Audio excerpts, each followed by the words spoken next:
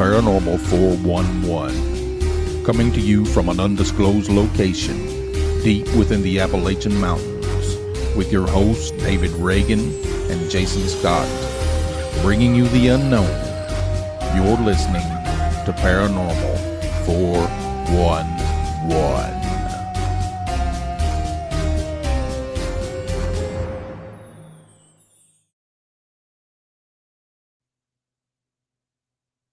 Hey, there we are. Welcome everybody to Paranormal 411. We're your hosts, Jason Scott and David Reagan. David, go ahead. Hey, we have a book out. You can find it on Amazon. You can search for East Tennessee Hauntings and Lore. It is a great coffee table book. It is called East Tennessee Hauntings and Lore.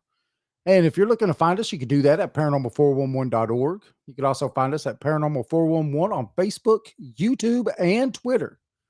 We're also on Saturdays, 10 p.m. Eastern Standard Time at WDJY-FM. I will say that again. That is WDJYFM.com.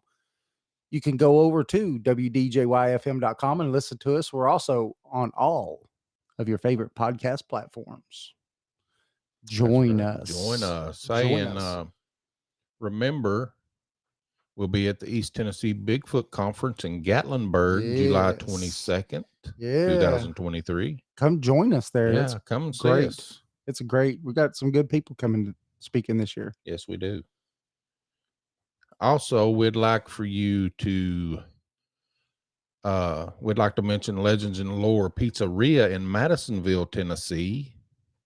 You can go see Eddie and Susan and the crew for some great food and some great stories. Absolutely. Yeah. Eddie has awesome stories. So definitely hit Eddie up for some stories because he does a little bit of everything. He does some, ghost hunting and Bigfoot he makes a and everything. Heck of a pizza. Big pizzas are awesome.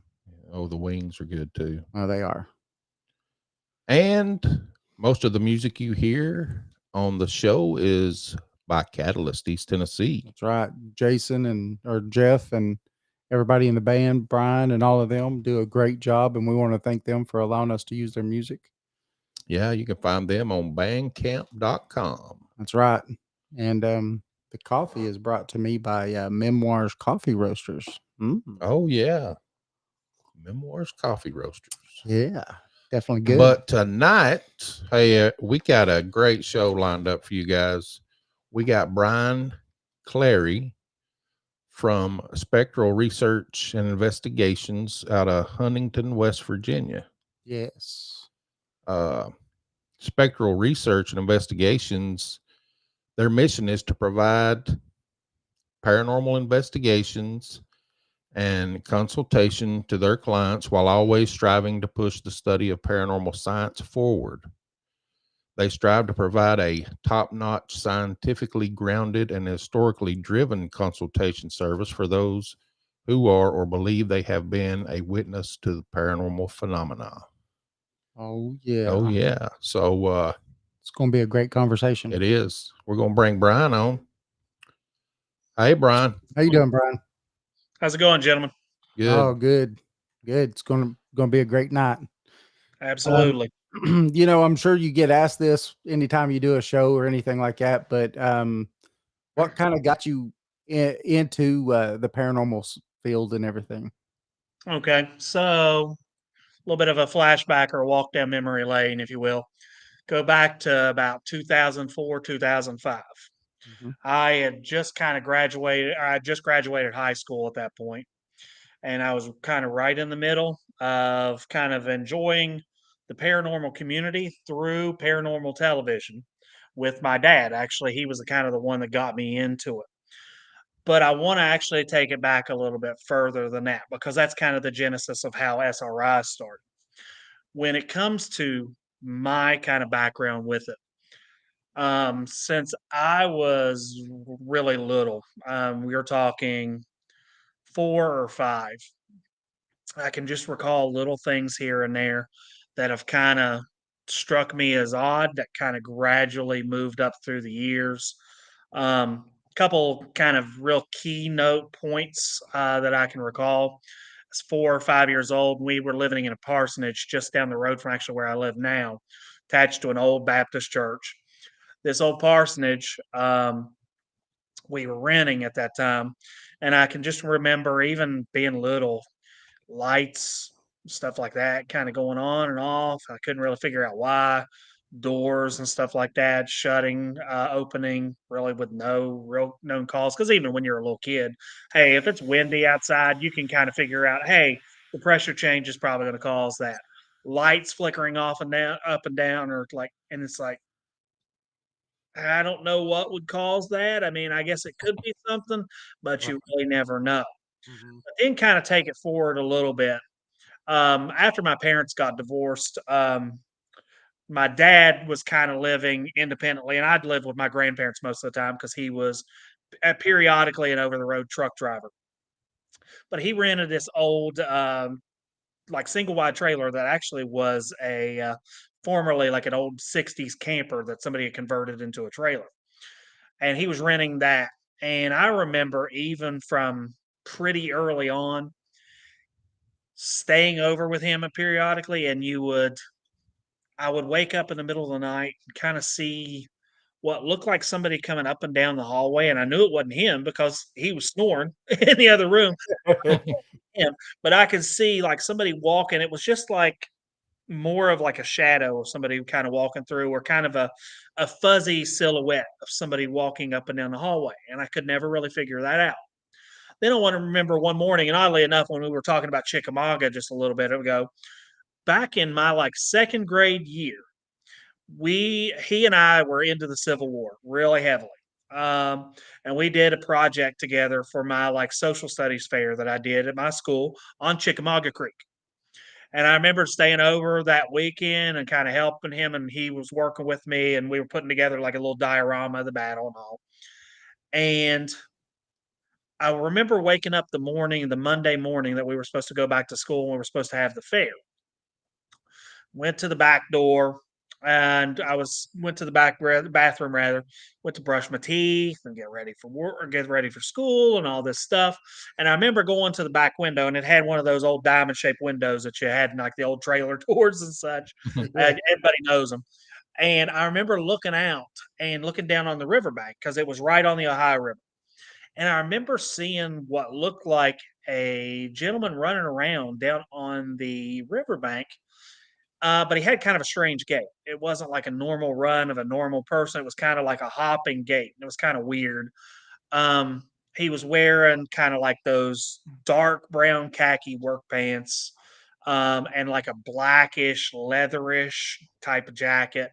And he had like a wide brim hat on. And I was like, what the hell's this guy doing out here? And I talked to my dad, and I was like, "Hey, there's somebody down here on the riverbank." He came and looked. By that time, the guy had like disappeared.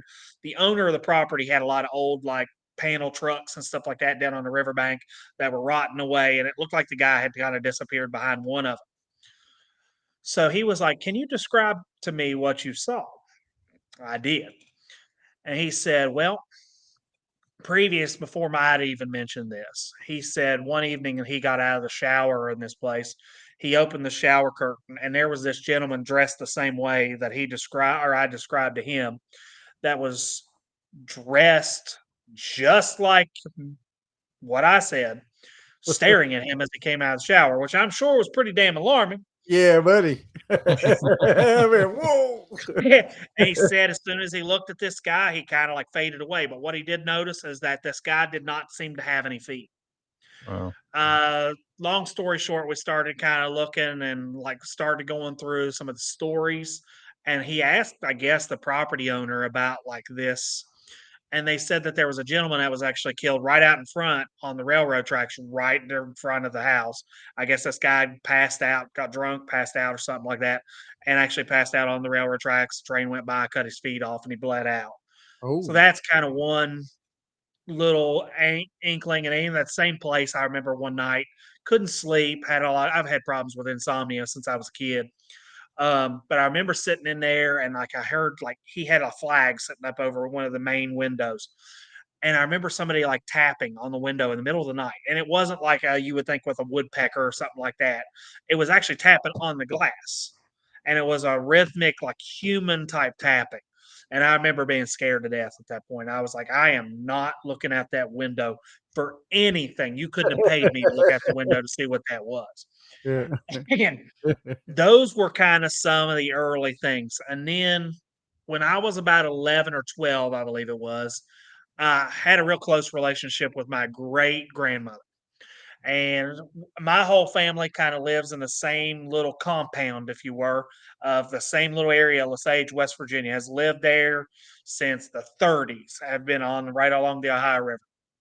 And she had her house, I think it was built in 48 or something like that that I know of. Well, I'd spent so many years in that house. And she passed away kind of unexpectedly. And one day, kind of shortly afterwards, when we're dealing with the estate and having to deal with the house, at that time there was no electric in the house. So we were having to go over periodically during the day and like, especially during the heat of the summer, and go over there and open the upstairs windows to let some of the heat out. And then you'd have to go over there at night, put them back down. Well, on this day, it was a stormy day. And we went over during the morning and it was clear. But as with Appalachia in the summer, you all know this, dead part of summer, about 1, 2 o'clock, it's pretty likely that you're going to see at least a little rain shower. Yeah. That day, it was a big storm. So we had to go over there beforehand. We knew it was coming. So we went over there and I went to shut the windows down upstairs while my grandmother went downstairs to the windows. And I went up the stairs to go shut those. And I remember coming to the top of the stairs. There was this old rocking chair up there. And I remember turning and looking as you would come up the stairs. And here's this lady looking or sitting in that chair, but the chair is faced back towards the wall. And I could recognize the features as my great grandmother. And I looked at her for a moment. She didn't say anything. She just kind of was rocking there for a moment. And then literally it just like TV static, it just melted away right in front of me. Wow. Hmm. A lot of things like that kind of helped steer me on this direction. And then when you started getting into the 2000s, I was always interested in this. My dad and I kind of got into this, and we had our own little paranormal group. It was Kiowa Paranormal, and it was myself and him and a buddy of his. And we'd go around to different locations, places like Trans Allegheny Lunatic Asylum. We did it. We did the Moundsville State Penitentiary and stuff like that. We were doing that kind of as a little group. That's kind of how the genesis started, along with Paranormal TV. 2004 is when Ghost Hunters came out. We Yes. got hooked on that. That was kind of like my starting point. Now we watched Most Haunted and like the groups over in England too, Right. but I remember Ghost Hunters was like the one that kind of got us into it, and from there it was a long trek. Paranormal community in West Virginia for years. I don't know if this was like this in Tennessee or anywhere else like that. If you were an established group, they were not friendly to new groups coming onto the scene. And in West Virginia, it was very much like that. There were a lot of groups kind of in the local area where I'm at right now, and they were not too friendly to us, like coming onto the scene. And like, there was absolutely no working together. And if you wanted to kind of get into it, you basically had to like kiss up to them to such a degree that it wasn't even worth it. So we kind of did our own little thing there for a while, but it kind of folded back. And we, for years, wanted to do it, kind of got out and did little events here, there, so on. And then COVID hit 2020. And I'm sitting around and I'm a state employee. So we were all shut down. We weren't allowed to go anywhere. And I'm a teacher. So I was bored to death and kind of in that position. Like I have all this free time and don't know what to do with myself. And I think we weren't able to work for like 2 months straight. Well, then finally, I was bored and I told my wife, I was like, I've got to find something to do to kind of entertain myself. And I'd always kind of thought about for years starting my own group with my own kind of mission statement, with my own ideology, my own way of doing things. Then I got a hold of Teresa, who you all had on last year, and we kind of worked together and building SRI into what it is today. Okay. Wow. So, what all have you guys like mainstream done? Do y'all do a lot of Like you was just talking about businesses and places like that, or do you do any, residential? Okay, so we predominantly focus on people's businesses or the pay to Okay. plays or something like that. Right. I've done residentials in the past. Mhm. I am extremely hesitant to do them for a number of reasons. The insurance part is a big part of it, but I've walked into places that and seen some things that you probably should not see as a paranormal investigator going into a location. And I live right here in Huntington. Huntington is no secret in terms of some of the economic disparities and the drugs and some of the other things that go along with it. Gotcha. And pretty hesitant to go into a lot of places. I've seen some stuff. And the last residential I actually did was in a place called Sistersville, West Virginia. It's about 3 hours away from here, up towards Wheeling. We went into this location. The lady contacted us and talked to us about some stuff and she'd had some previous groups in there with them. One of the groups did an investigation of this location too, and their show was on YouTube. But I don't want to give that away because I don't want to get anybody like suing me over anything here. Right, right. We walked into this location and she had been telling us about like possible demonic possessions, possible attacks on her daughter. When we got there, a lot of problems that we observed were not necessarily what I would call paranormal. And that was kind of a point. We had a guest with us who was a writer for Countier magazine. He did an online article about us last year. And that was his second ever investigation with us was an residential. And I think it opened his eyes to what residential investigations can be and are often like. And a lot of times, what I've observed is more times it's a cry for help Mm. and not necessarily in terms of paranormal, but other issues that are going on at play.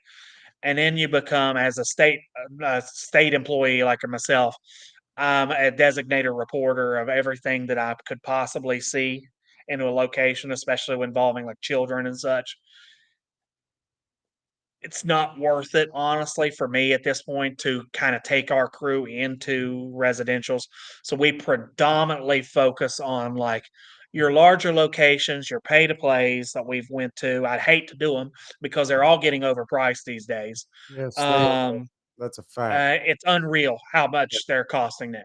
Yeah. And then also like a lot of businesses, local businesses and little places like that, through connections we have, we've done a lot of those as well.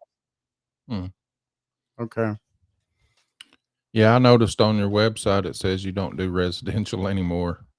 And That case that I just told you about is the reason why I kind of shut the door. And I'll give you another example about residentials that here is recently that we've had problems with. And Raymond, that just actually logged on here, I just saw him. He knows the story I'm talking about. The one of the residential cases that contacted me before I completely severed ties with residentials was a lady here in West Virginia that was actually parasitic. She was bringing investigators in talking about demonic claims, and she had had like priests there and like different groups in, and like was pushing and pushing and pushing that she's got demonic possession. She's got all these issues. Light bulbs are blowing up in her house. Wow. She's being attacked and all this other stuff. Well, it comes around through the grapevine that she's actually using, I guess, where she's located. There's not a whole lot of cell phone access or open use wireless. So you have to basically use her wire or Wi-Fi, Mm. and she's stealing information from investigators that are coming into her wow, location. Oh my that's I crazy. god. wish I could make that up, but I'm not. Right, right. Yeah. That's don't do banking on your phone. Yeah. Yeah, that I mean, that Oh, came through the grapevine to us, and that's one like she got really, really pushy. She contacted us. Another group contacted me. And I did my due diligence and I talked to her and I tried to figure out, like, hey, what can I do to help her out? But as things started coming down the line, I was like, there's something odd here. And then she started getting really, really aggressive with trying to get us down. Oh, you've got to get down here. She was contacting me night and day.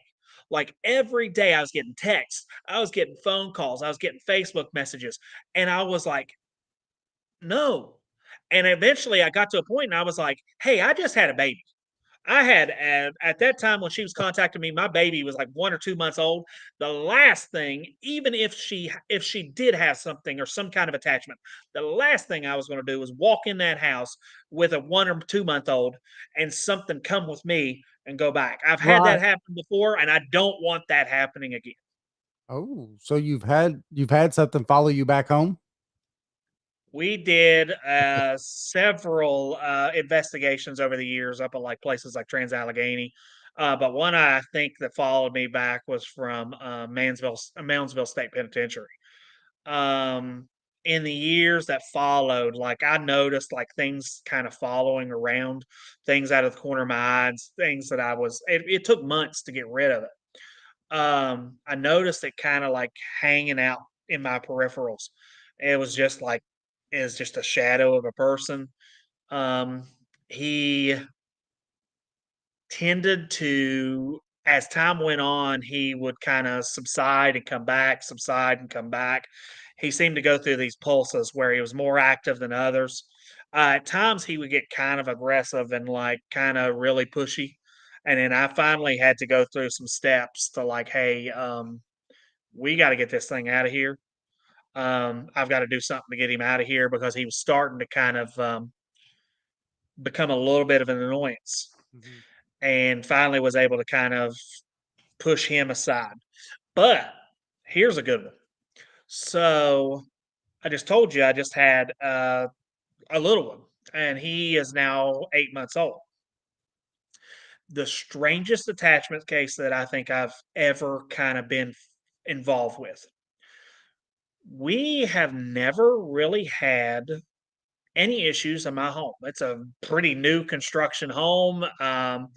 Never really anything on my property that I kind of really paid any attention to anyway. But right after he was born kind of like in late no or early November rather, and he has like these kind of little double hair whorls in the back of his hair, which is pretty rare genetically and stuff like that.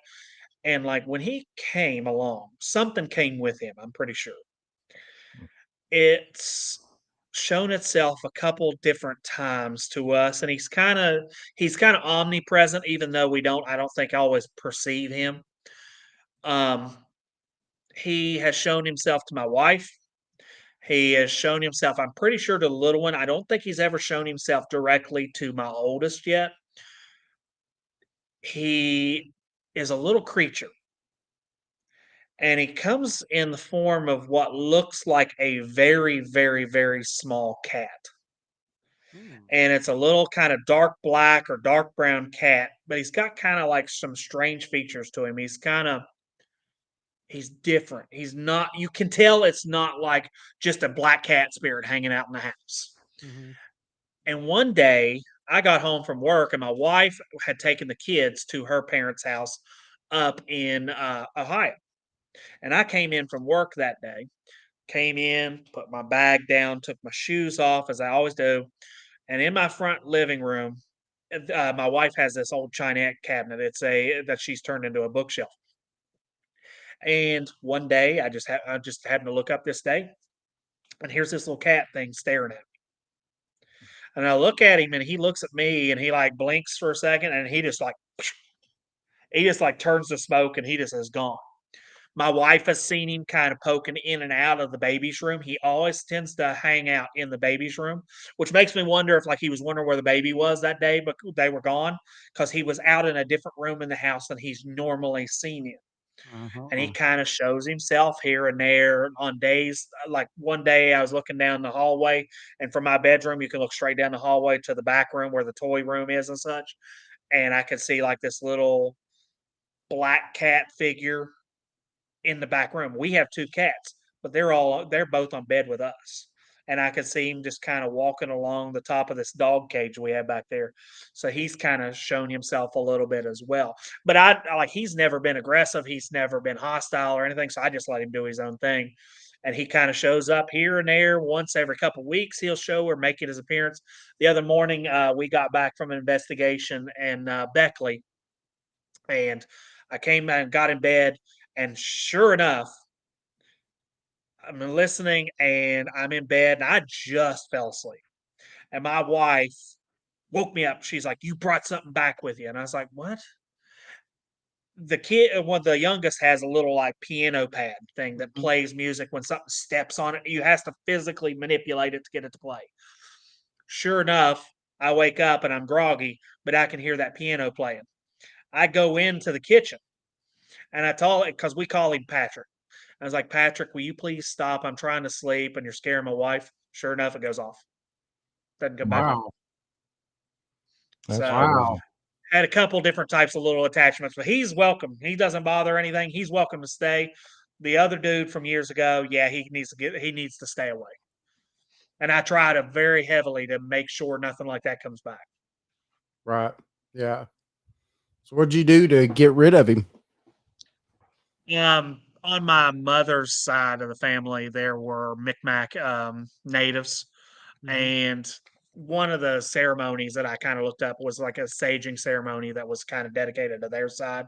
And I tried doing something like that, and it seemed to help. It seemed to kind of push him to the back burner. I haven't noticed him in several years now, but I think Right. that did help to kind of at least get him away from me. I don't know if it put him to rest or if it just said, "Hey, you're not welcome anymore. Find somebody else."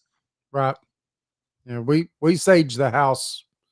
The wife and I do probably at least once or twice a month. Do you? Yeah. I have to do it a lot of times. When we go to an investigation site, I try to be extremely, extremely respectful. I try to address them when I come in. I usually try to address them when we leave. Mhm. And we always are very, very clear. You are not welcome to follow us. Now we go to places and some of the residual things, hey, I don't worry about them. But Right. there's other locations that we've been to over the years that it's like, hey, you are not welcome to follow us. And there's one in particular that I definitely don't want following us. Have you have you ever tried to do the sage before? So I've never really tried to do it before. Like I said, I haven't had a whole lot of like issues with it in the past, like I would say close to 10 years. So I Mhm. haven't really had, I've just been always trying to make sure to dot my I's, cross my T's when I go into places to make sure, hey, I'm not pissing anything off so it doesn't come like after us. So Right. I always am trying to make sure to say, hey, you stay here. This is your home. Thank you for having us. I appreciate you trying to talk with us, communicate with us. Um, we hope that everything has gone well. We will try to come back and see you again. Try to go through every process that I can to make sure, hey, I keep it as smooth a sailing as we possibly can when we go in and out of places. And we've had pretty good fortune with that. Teresa, I think she's in uh, the chat now. Mhm. We One of the locations that we've done a lot of is the Haymond House up in Sutton, and we had some stuff happen there over the past couple times that we've investigated there that have been kind of eye opening. And there was one issue in particular that I was really worried about something following us, and we were like really, really, really like, you have to stay here. You have to stay here. Previous times I've been to that location, we went through and said our goodbyes at the end of the night, and I swear to God, we had some guy, what I'm assuming was Mr. Heyman in the house, say, nice to see you again." Hmm. Wow. So we've had a mix, but then other time when we went there, like there was something that was hostile there one night, and I don't know what really caused the issue, the hostility. Seemed like there's been some changes. Um, Even the owner of the home has like told us like something like about the energy of the home is kind of changing. I think it's because there's having so many people coming in and out that's Yep. making a little stirring things up a little bit more. But there was something that was extremely hostile that scared one of my guys so much that I thought they were going to leave in the middle of the night and never come back. Wow. So Sounds That's like me. does sound like you, doesn't it, It Jason? does just a little bit. So I would take it that you're pretty sensitive, like a sensitive to spirits and stuff. I think there is a little bit of that with me because I generally just feel like to some degree they might be able to use me a little bit for my energy to kind of communicate a little bit. There's some issues that we've had, like the one location I was just talking to about in Southern West Virginia. There was a place that we have. It's called the Deep End Antiques. And Travis is this buddy of mine that has brought us down there numerous times to his old antique store. This antique store is built on a pretty interesting location in terms of Civil War, in terms of murders, drugs, prostitution, the mob activity, and so on, kind of in this one little perfect storm area. And one time we went there, there were some stories about a lady that was apparently a prostitute there that was murdered, or see, this is one of those things, and this is one of the parts that I kind of have to take in a lot more as the historian side of me. There's nothing really to substantiate this story. There's a lot of rumors, a lot of speculations when it comes to this location. But one of the stories was that there was a prostitute that was either murdered there or she was beaten to a position where she lost a baby. Um, and we went to this location the first time, and we went in, and it was what it was an old hotel, and the old hotel had been there's still some of the rooms in the back. It was called the old Honey in the Rock Hotel. It was built in the 60s.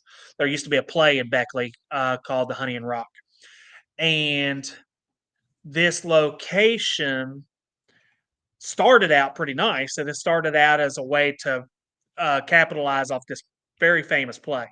And they brought tourism in. Well, over time, the play kind of lost its appeal. People stopped coming, and the folks that started going to this hotel became more what's the word that I can use? Less savory. Ah, Let me okay. say that.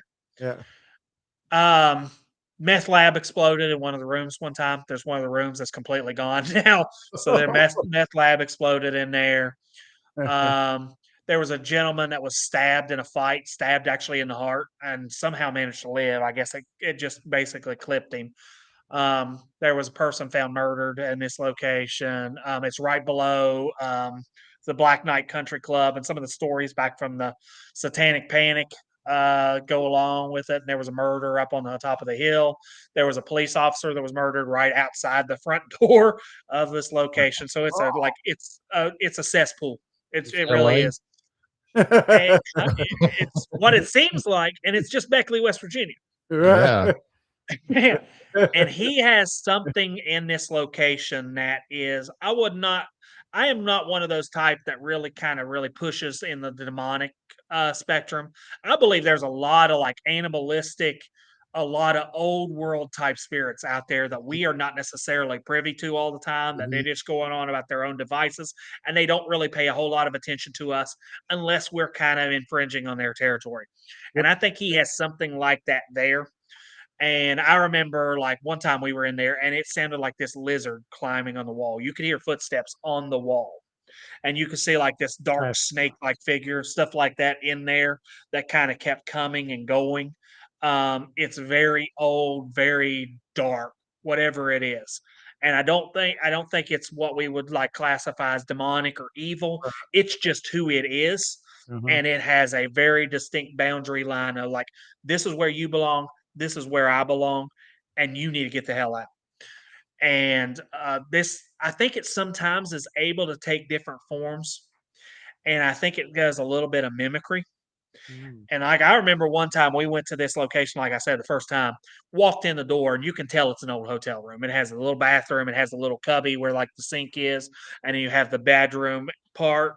And you can, if you can picture in your mind's eye like an old Best Western hotel where you have everything in that, and you have the two little nightstands and a big bed in the middle. That's Yes. exactly what it looks like.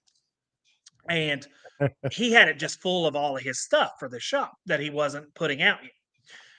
And we went in there, and he told us about some stories about this room. First time we went in there, he said, "Hey, one little tip for you is that when I go in here and I've had the most activity, I put the little chain lock on the door. Okay. So he came out to check us. He told us that. He left. Right about that time he left and started heading back, we heard like an audible scream. And like I said, this is a wild area, Beckley. So it's not all that realm of like, hey, it's likely that you could hear a prostitute or something like that screaming on the road. So went Oh, outside to check. yeah. Nothing out there, no one that could be seen, no car noise or something like that really kind of stuck out. It's like, oh, okay. Started to walk back in the room, and I believe one of Teresa's devices said, "Don't come in." And I was outside the threshold of the door. So, okay. You want to play that game? I'll do it. Walked in the room, shut the door, put the chain on the lock. And it was like in that mind's eye where you kind of see things change back Mhm. to something that it necessarily isn't in the present day, but you kind of go back in time. It's one of those things like I felt like I got transported back in a little bit. And I went back and it seemed like I saw the room back in the hotel days. None of the junk was in there. And I saw the bed, saw the nightstand, saw you remember those old hospital chairs that they put you in and over in the corner, the straight back things that are Yes. uncomfortable as all get out. Yes. You can see one of those over in the corner too. And there was a lady sitting in it. And it was a blonde, skinny lady. You can picture what I'm talking about. She looked very much like she had been through some stuff. Mm. And she was kind of like rocking back and forth in this chair. And she kind of had her knees up. She kind of had her elbows up around her knees and she was kind of rocking back and forth. She didn't say a word. And it was like she was just like just bawling, freaking out, couldn't figure out why. Left that room like shortly afterwards because that like drained the living crap out of me. And I was like, I got to go outside. And I went outside in front of his shop and sat down on the curb and just had to take a while. And Teresa, she's in the thing. She can attest to a lot of this. Like from that point on, this place was something else. And that's not the only crazy thing we saw in there. But I wonder sometimes if like the weird like old world thing that we were talking about is able to manipulate her or to kind of mimic in a way that can kind of make itself observable to us in a way that might be more, I guess, within our realm of thought as compared to what it occupies. I haven't run into a whole lot of those old world type spirits, but that one is really unique. And that was one I was very much like say, "Hey, you need to stay here. You don't come back with me." Because I Right. was really and my wife has went to this location and like she goes to the back of the building. She can't stand it. She hates the feel of it. And like everybody, it's like it's really strange. He has the front of the shop with a lot of crystals and a lot of just unique old antiques. The front room feels great. It's fine. Back room kind of feels a little bit sketchy, but when you go back to that hotel room that he uses for storage, it's like you transported to another dimension, and it's like heavy, it's hostile, it's like it's very, very wild, and it's very uncomfortable to a lot of folks. The last time we went, it was so uncomfortable. I've sworn it's going to be a while before I go back. Mm. Wow. So you said I heard the word dimension. Mhm. What do you think what you were seeing was another dimension? It could be.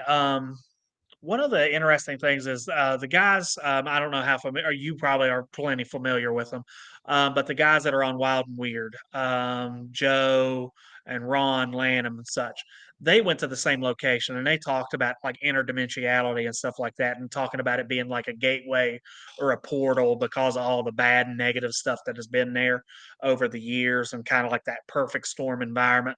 And they talked about some stuff up on the hillside. It very well could be. I don't know how I like one of the things with me is I don't even know how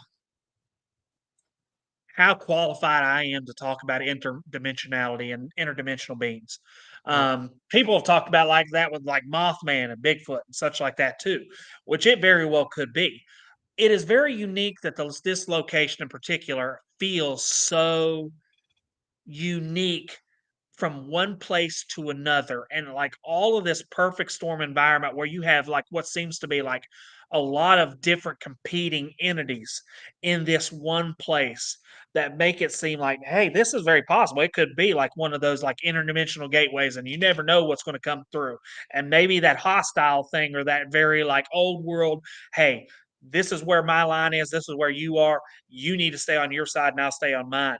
Maybe that's what his way of kind of communicating through that like dimensionality. It could be. I I would think, love to tell you I'm like, oh yeah, or nah. I don't know. yeah, Like it's just so unique and so different that it's very spooky in its own unique way Right. about how different it is. I think a lot of the cryptid investigators now Hmm. are using more paranormal equipment They to are. to Hmm. look for this stuff Yeah, they are because they kind of think it's all, All connected. yeah, connected paranormal. somehow. Yeah. Yeah. Hmm. Yeah. Yeah, that's Well, one thing that I've observed from like some of the other cryptid guys that I've kind of encountered over the years is like there's more of that kind of insurgence where this is all like one big umbrella and it's all kind of feeding into this same like idea mhm, of possibly interdimensionality or something like that. It very well could be. I yeah, would I'm not one of those folks that is so self-absorbed that I'm going to tell you, and you know the type that I'm talking about. That oh yeah, that's exactly what it is. Oh no, yeah, yeah, yeah. yeah, I don't know. Right. Um, I think there's a very distinct possibility that that kind of stuff could be a unique part of it because when you go to different places around the world, it seems like there's so much of this. And a lot of this stuff, I mean, if you're going back to history and like talking about like things that are connected to civilizations that have been all over the world that all talk about very similar or very like direct copies of the same thing. And even though they never interacted, Mhm. that there's something to that. yeah. Right. It could be. Yep. Yeah, me and David, we've talked about that and all this evidence. There's tons of evidence of the spirit world, uh, Mhm, tons of evidence of cryptids, and but UFOs. UFOs. But Yeah. mhm, these people just don't want to. They don't want to say, yeah, it's real because people might mhm. think they're crazy. But Oh, there's yeah. a ton of evidence, and I'm convinced that it's all real. Yeah. Mhm. Yeah. I think it's a very distinct possibility that all this stuff is connected. I love, like, the story of the Mothman. I live, like, 30 miles away from there, and, Yes. like, when I look at the story, like, people will, like, laugh you up and down and, like, "Oh, this is crazy. You're nuts," or whatever. There's too many, like, stories, and the same thing is with, like, Sasquatch and, like, aliens and stuff like that. There's too many stories out there from too many people that have too much to lose Mhm. Right. to really kinda get out of there and say, "You know what? I'm just gonna shake the establishment, and I'm gonna make an image for myself," because too many people that goes wrong Yep. for. And, like, when you look at like the Point Pleasant area, hell, my wife and I go up there like pretty commonly. There's too many old school conservative type people that live up there that are not going to come out of the woodwork and talk about they saw the big giant black fuzzy alien come from the sky because that's not going to go well for them. Right. So, like, Yeah. hundreds of people reported this thing. Is it likely that some people fudged it?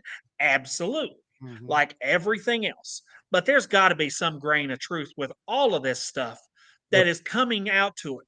And the question is, how much are we going to ever be able to locate or discover about what the genesis of that story was? There's Right. Yeah. too likely that there is. Yeah. I'm not going to lie. When me and David first started this in 2012, I was pretty skeptical. Hmm. And, I was afraid to say, yeah, I was afraid to come out and say, yeah, I believe this or whatever. And I had an experience at his old house Uh huh. that made me a believer. Hmm. And I'm sure you want to tell it? You could tell it better than I can. Sure.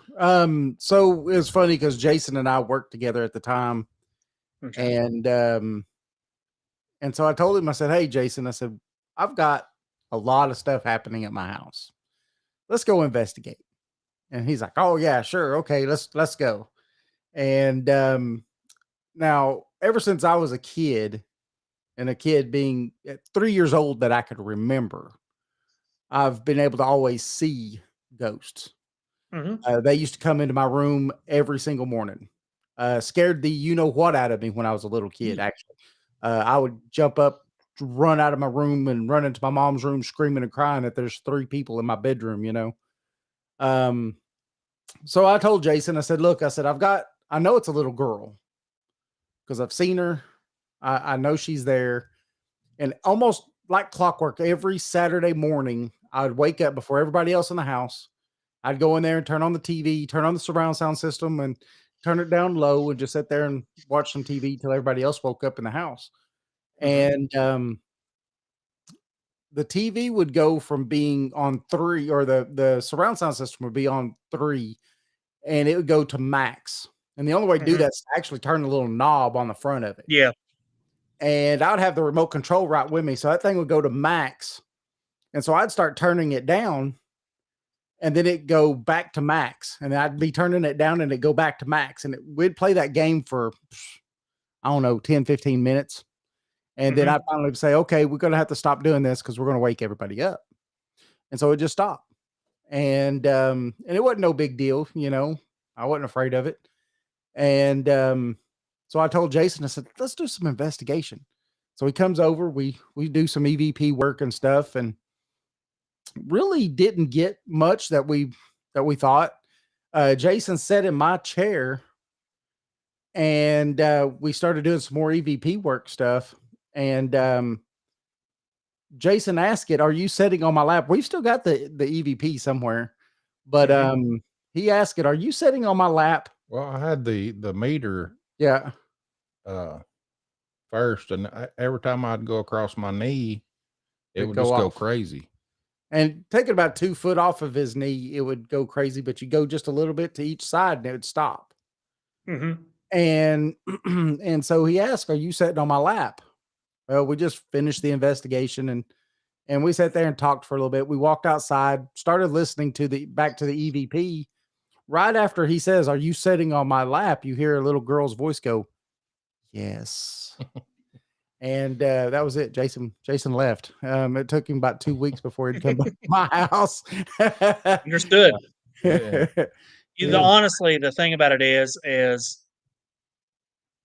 it's easy to be skeptical, and it's probably the best like course of action until you have an encounter of some type.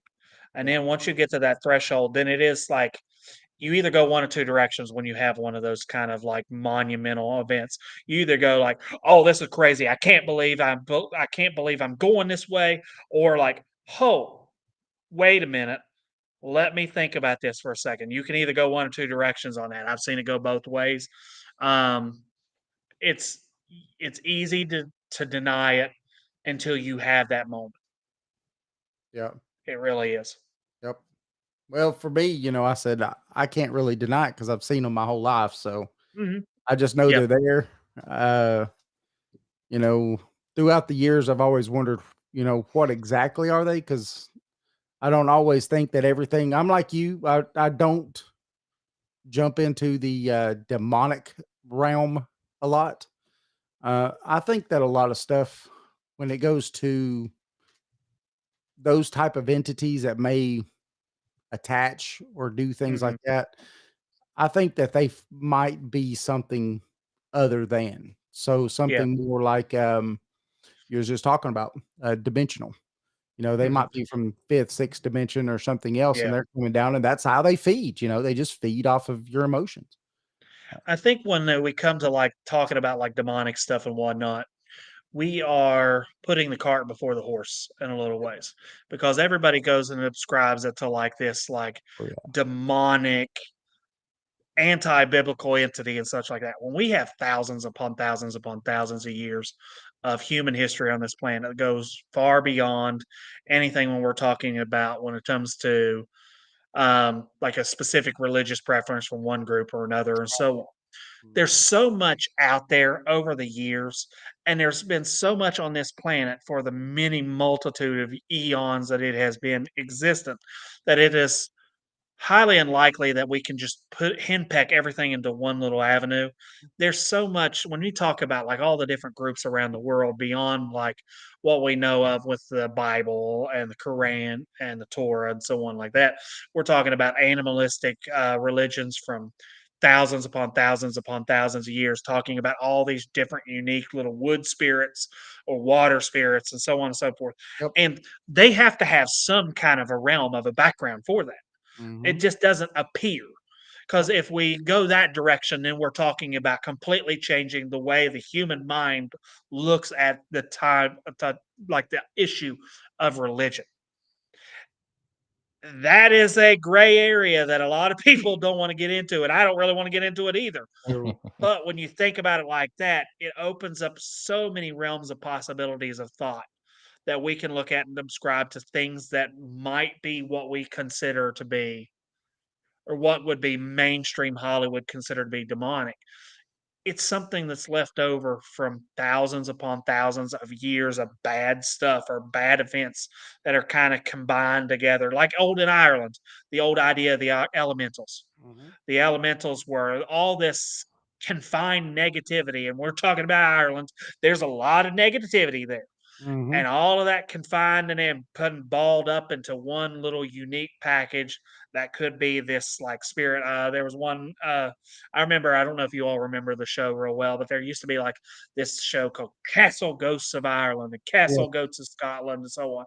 And there Yep. was this one. I think it was Lep Castle. I Mhm. think it was. And they talked about like the old lady during the Victorian era had seen like this little like I remember the show that they did like on History Channel made it look and if you can find it on YouTube or whatever channel, you'll know what I'm talking about. It made it look like this little rotting Alf. Remember the old Alf from like the 90s and 80s? Yes. And Yeah. she talked about seeing this thing and like having maggots, and they made it look like Alf.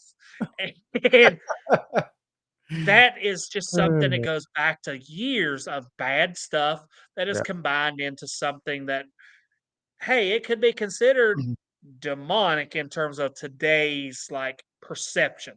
Well, Right. that's one of the things we're always fighting is perception, and Yep. perception is always altered by things like Hollywood and such Mhm. like that, and stories and like fiction writers that have kind of carved into that one little area this idea of what this is when it has to be something far larger or far greater story that we don't have complete priviness to. Yeah. You know, I I don't necessarily prescribe to the demon side of anything. I do think that there's bad stuff out there, but I Oh think yeah, like the living, we have bad stuff yeah. also. So, I think that it could go either way.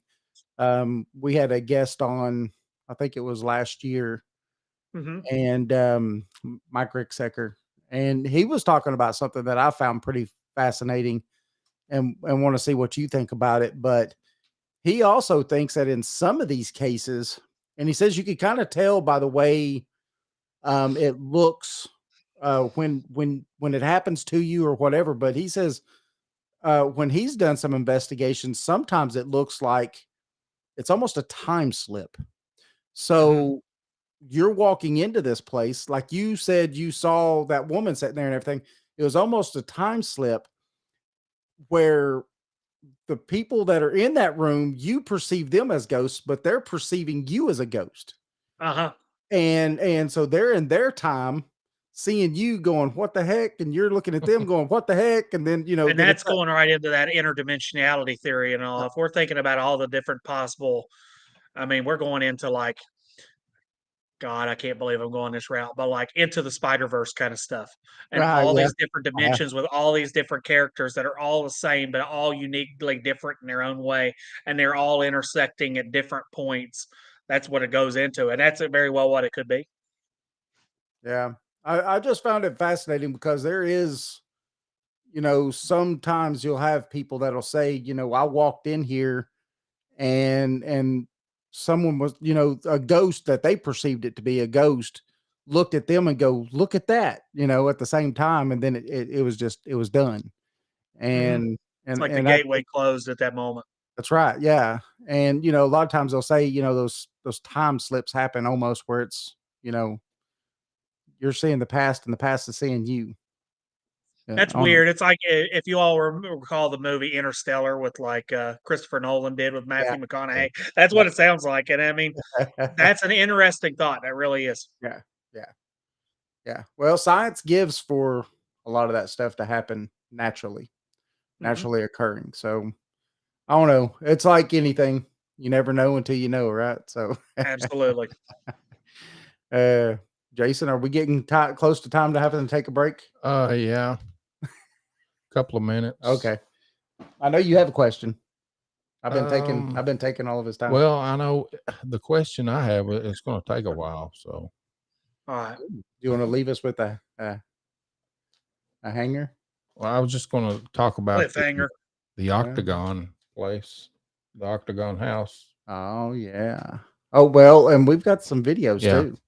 Everybody definitely needs to stay by because we've got some videos that Brian's gonna walk us through that he sent us. So we literally just did those last week, so I haven't had a whole lot of time to edit them. So they are all pretty raw. So I just went through and put like captions on them to kind of give you like little points of interest in it. So that's your latest investigation? We're getting ready in a couple weeks to hit a local chestnut farm down in Kentucky that has claimed to have a gentleman spirit walking around during the day that has alarmed or caught the gaze of several of his workers that come in. And he contacted us kind of out of the loop, and we're going to be doing that in late July. So that's our next one kind of coming up. A lot of our folks are on vacation the next couple of weeks, so we're kind of taking a midsummer break. But then it's going to get really busy really quickly, starting about late July, early August through the rest of the year is going to be really wild for us. Yeah. Go ahead, Jason. Won't you go ahead and tell everybody your website and your pages and before the break? And so you can find SRI through a number of different kind of social platforms, but also our website, which is srihuntingtonwv.com. That is kind of our main hub for everything. But also you can find SRI Huntington through Spectral Research and Investigations, Huntington, West Virginia on Facebook. We are on Instagram under the same tag. We are on TikTok through Brian Clary 81 and also through SRI Huntington WV, I believe it is, or SRI Hunt WV. Casey is the one that manages that one. But my haunted historian that I run through is the Brian Clary 81, and you can see a lot of our stuff through there as well. So we've got a number of different ways to contact us and keep up with us through the internet and the glories of the World Wide Web. Heck yeah. That's awesome. So we're going to take a quick break. And when we come back, we're going to show some videos and talk about them and talk about talk about, actually going here and doing these, this investigation and stuff. That's absolutely. It looked like y'all had a good time. Absolutely. We do. Just from the last, those little ones we got to see there, it looked like y'all had fun. So one thing about it is we got to keep it fun because otherwise there's too much dead time in investigations not to make them fun. Like a lot of people have this weird notion that all these investigations are kind of like old ZB on TV where every little sound and every little video and stuff like that you get, it's like wild all night. Hold on. And it's not. I'm getting possessed. Wait, just wait. Oh, I feel it too. Do you like these tattoos? They're sick. Both getting possessed. Hold on, wait. Yeah. Let me fight you. Oh man. All right. All right, we're going to take a quick break. We'll be right back. All right. We have Brian Clary from Spectral Research and Investigations, Huntington, West Virginia. And I I'm your host, Jason Scott, and your other host is David Reagan. That's right. And remember, we are live on Facebook, YouTube, Twitter, right? And also on Spreaker. Oh, yeah. And you could also go to our webpage at paranormal411.org and actually catch the show live there too. So we're a little bit of everywhere. All right. Ready to go? Yep. All right. Going to go to a quick break. All righty.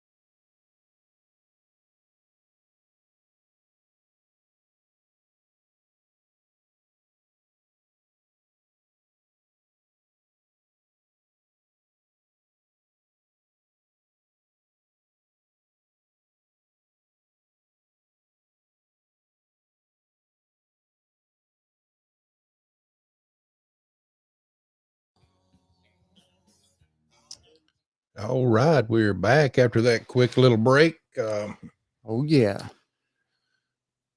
I want to thank Catalyst again, East Tennessee. That was them that you heard.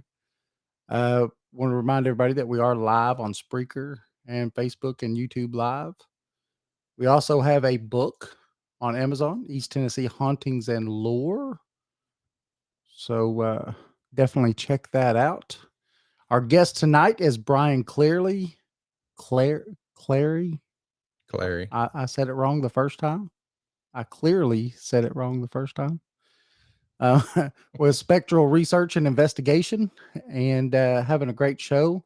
We're going to bring him back on, and we're going to talk about his last investigation and show some videos. Oh yeah. How you doing, Brian? I'm doing all right, guys. I said your name wrong. That's all right. A lot of people do. It's all right. Oh, what's sad is it's right in front of me, and I still mispronounced. Well, to be fair, like the people at Ellis Island that took our name from Eau Claire from over in Ireland and changed it to Clary, they probably set us up for failure a little bit there. Right. So, Jason, do you want to throw a video on there and let him talk us through it? Yeah, I don't know what order they're in, but another one you got queued up was one of the last ones that he sent me. Okay. I sent them to our email address in the order that they got sent. So, well, this is the first one. Okay, gotcha. So we'll play it, and he can tell us about it when it's done. So I can show. I'm running the camera right now, and I've got Leela and Michael next to us. Everybody else is outside of the building. And you all can hear those loud footsteps and stuff. That is in here with us. All right, I'm going to knock. Can you answer?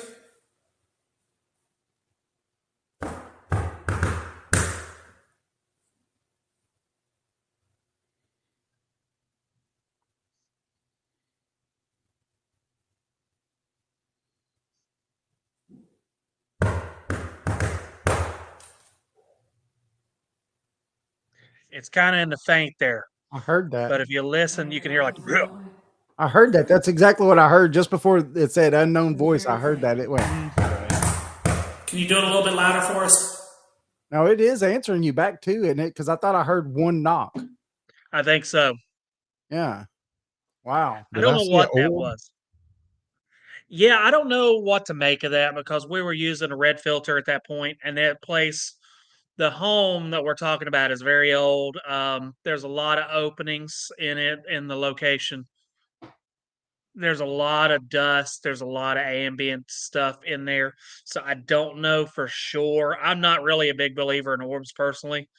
It to me, when I was looking at it, it looked like a reflection off of our filter that we were using. Could have been, but I would be very much first on saying it was probably a dust orb going across. There was a breeze kind of blowing through that part of the building. So I figured that was probably what it was. But it really looks cool on camera, especially with that red filter. It looks very, very unique that way. Right. It did. That was pretty cool, though. You gonna find us another one, Jason? Oh yeah. That was pretty cool, though, because I mean, take us through like where was you at exactly in the house or in the location? And so a little bit of background about me, and then I'll Mhm. switch into it. Yep. I'm a historian. I'm working on my PhD and such like. So I like looking at historic locations and kind of featuring the locations themselves in our videos and stuff like that. One of the things that we are ascribing to do is do more on the background of the history of the location and such. A lot of the teams that go into these locations and do their stuff, especially the well-known teams, and I'll leave it at that. They bring in outside contractors to bring in like the history and stuff like that. They don't look at it from themselves. They say, "Hey, I need to talk to a historian here in Knoxville or wherever it is." They bring them in, and therefore they are going in from that. Teresa is a well-known in terms of Teresa's haunted history as a historian herself. She did history for Huntington Paranormal. I'm a historian. We like to look at that from the onsets ourselves. So that location that we're doing is the Greg Kreitz Octagon House in Circleville, Ohio. was built between 1855 and 1856. It is an octagon-shaped structure with a central stairway, and I sent you guys pictures. I don't know if you all can pull them up or not to let people know what they look like, but there were some pictures that I sent, and it is one of the very unique structure. I sent you both outside and inside location, and it is a location that was actually designed after the old Pickering County Courthouse. And so we went to that location. We did it in April, I think late April, early May. I think it was April 29th, if memory serves me. We went there the first time. We had a lot of activity, a lot of noise, a lot of strange sounds, strange kind of events going on within the location. And then we just actually went back last week on, I believe it was July 1st. It was last week, literally last 1 week from today, and we went back to kind of wrap up some extra filming that we wanted to do, so get especially like a historic interview on the location and get some other angles. And we had some other ideas that we wanted to play with, including color splash photography that we wanted to do while we were there as well. That is at the very top of the stairs of the servants' quarters. At that time, when it was operational, the Kreitz and or I think it was the Gregg family, the Kreitz and the Gregg families were pretty wealthy, affluent people at that time, especially early on when they built the home. And they had servants, and the servants' quarters actually had a staircase that was attached to it where they could access the rest of the building. The original staircase, a circular staircase that goes up in the middle of the building, is unusable. It is the only freestanding circular or staircase of that nature in the I think left in the nation like that, and it's very fragile. And so they've got it all taped off. You cannot access it at all. So you have to use that servant staircase, and that's in the kitchen area. So you go up the staircase, and all of the clips that I sent you from that location were in that location right at the top of the stairs. Okay. Yep. I'm sending those pictures over to Jason right now. So I see that those stairs are taped off. hmm Yeah, you all sent a bunch of pictures of this location and several others that you're welcome to queue up at any point. They're all ours. I just heard something really odd in this building, but I don't know if it was a car outside or not. So that's something else too we was talking about before Excuse is that you're in a building that's possibly got some activity where you're at right now, me. right? Yeah, this is the Museum of Radio Technology. We did the global ghost hunt actually in this location back in May. Very unique. This is an old schoolhouse that was built in 1928. It was opened in 1929. It's an old brick schoolhouse. It used to be the old Harveytown Elementary School. They later built on the section that I'm in now, which is a gymnasium. And I think in 53, 54, 55, somewhere in that area. And it was operational up until the late 70s or early 80s. And then it closed. And then it was used for storage for a long time. And then the West Virginia Radio Museum Association or West Virginia Radio Collectors Association bought the building, and it became the Museum of Radio and Technology from behind me. Okay. That's crazy. I know we was talking about that before the show started, and you said there's a lot of history in that building. So Yeah, there's a lot of different like people's equipment. I mean, some of the stuff that's in here, like phonographs, early radios. One of the first radios that's in this building when you come in is a 1928. I believe it's an RCA. It's a big wall mounted or a cabinet unit. It's got a big pirate ship on the top, and it belonged to the Wrigley family, the same Wrigley family of the Wrigley Field and such out in Chicago. okay. And it was in their summer estate in Lake Geneva. So it was, and I think it starting price in 1928 was $895, which is more than a Model T at that time. Wow. So there were some extremely affluent people that were buying these things, and a lot of these radios in here were something that the family used to crowd around, and they used to keep all of these objects, and there were always hands or somebody messing with it in some way. And if you're believing in spiritual attachments, this is the place for them because there's thousands upon thousands of things in here, whether it be radios, phonographs, military equipment. One of the pieces back in the military room is from 1911 when Blackjack Pershing crossed the Texas border after Pancho Villa. And it was an old spark gap transmitter that they used to keep on the wagons when they were in the process of chasing him down. And it's in our military room back there. So there's a Wow. wide assortment of different things in this location. Wow, that's pretty crazy right there. Yeah. I mean, that's you This want to talk place about is unique. history. Yeah, Yeah. you want to talk about history. That's history. This place is unique because, like when like I said a bit earlier, I'm working on my PhD right now. So a lot of the classes that I've had to take have been like my comprehensive exams and such, where I have to come in and I've went through all these readings all year, and I have to go through and do notes, and then I have 6 hours to sit down, and they send me a question right beforehand. Like if my test is at 9 a.m., they send me the question at 8:55 a.m. and I have no idea what it is up until that point, and I have to sit down for 6 hours and write solely on that topic, incorporating all this unique information that we've incorporated from the entire semester, and have to write about it in that whole time. And there's a lot of times that I'm down here by myself. And one time I came in here and I was walking in the main doorway and kind of getting myself set up on one of these tables, and footsteps are up here on the stage right above me. Um, it's very it's hit or miss in here. There's a lot of sounds and a lot of, like, one of the ladies that started this place back in the early 90s was talking about when they were moving stuff over here from the collection from up in Charleston, about hearing kids and stuff walking or like screaming and running up the hall. And when you think of it as a school, it makes a whole lot of sense. Yeah, yeah. That'd be some residual that would definitely be there. You would think hmm for sure. Yeah, so I'm not going to be able to get the pictures on there right Oh. now Okay. because I don't know how yet. Oops. But we got video, Okay. so we'll go ahead and play us other video. And Talking to us. That is completely and totally up to you. Ooh. Yeah.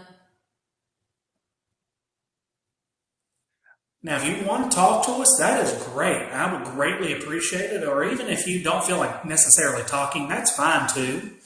If you want to come into the room and just like knock on a wall, or if you want to get near us and knock on a wall or knock on the floor or something like that, that is great too. I do not care.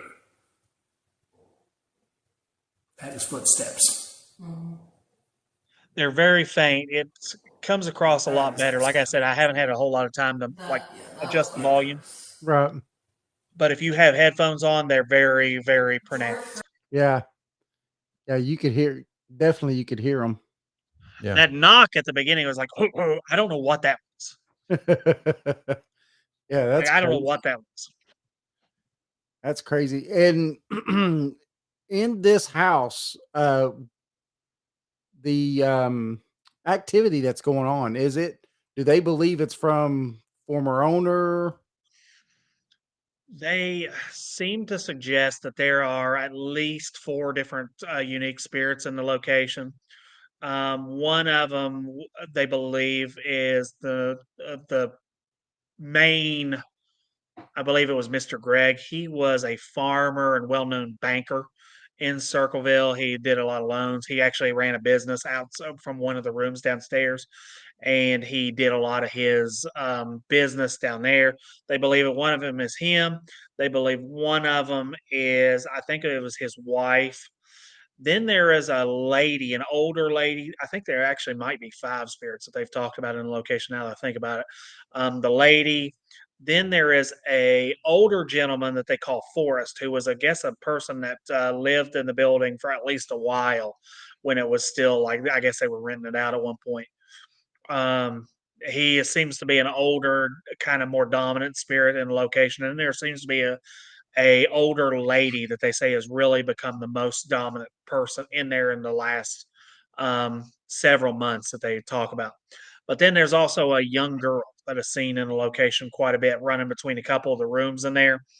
Um, and we, like Teresa and I, the first night went there, we were actually going through and doing our general like setup and figuring out where we're going to put cameras. We were actually trying to figure out if we could fly the drone up the central staircase in the building to kind of get a unique video and such. And when we were going up through the upstairs, like literally when we walked in, looked in one of the rooms, this what looked like a little girl ran in past one of the doors and into one of the rooms. You'll see it in the pictures. There's a room that has kind of like this old 1920s floral pattern.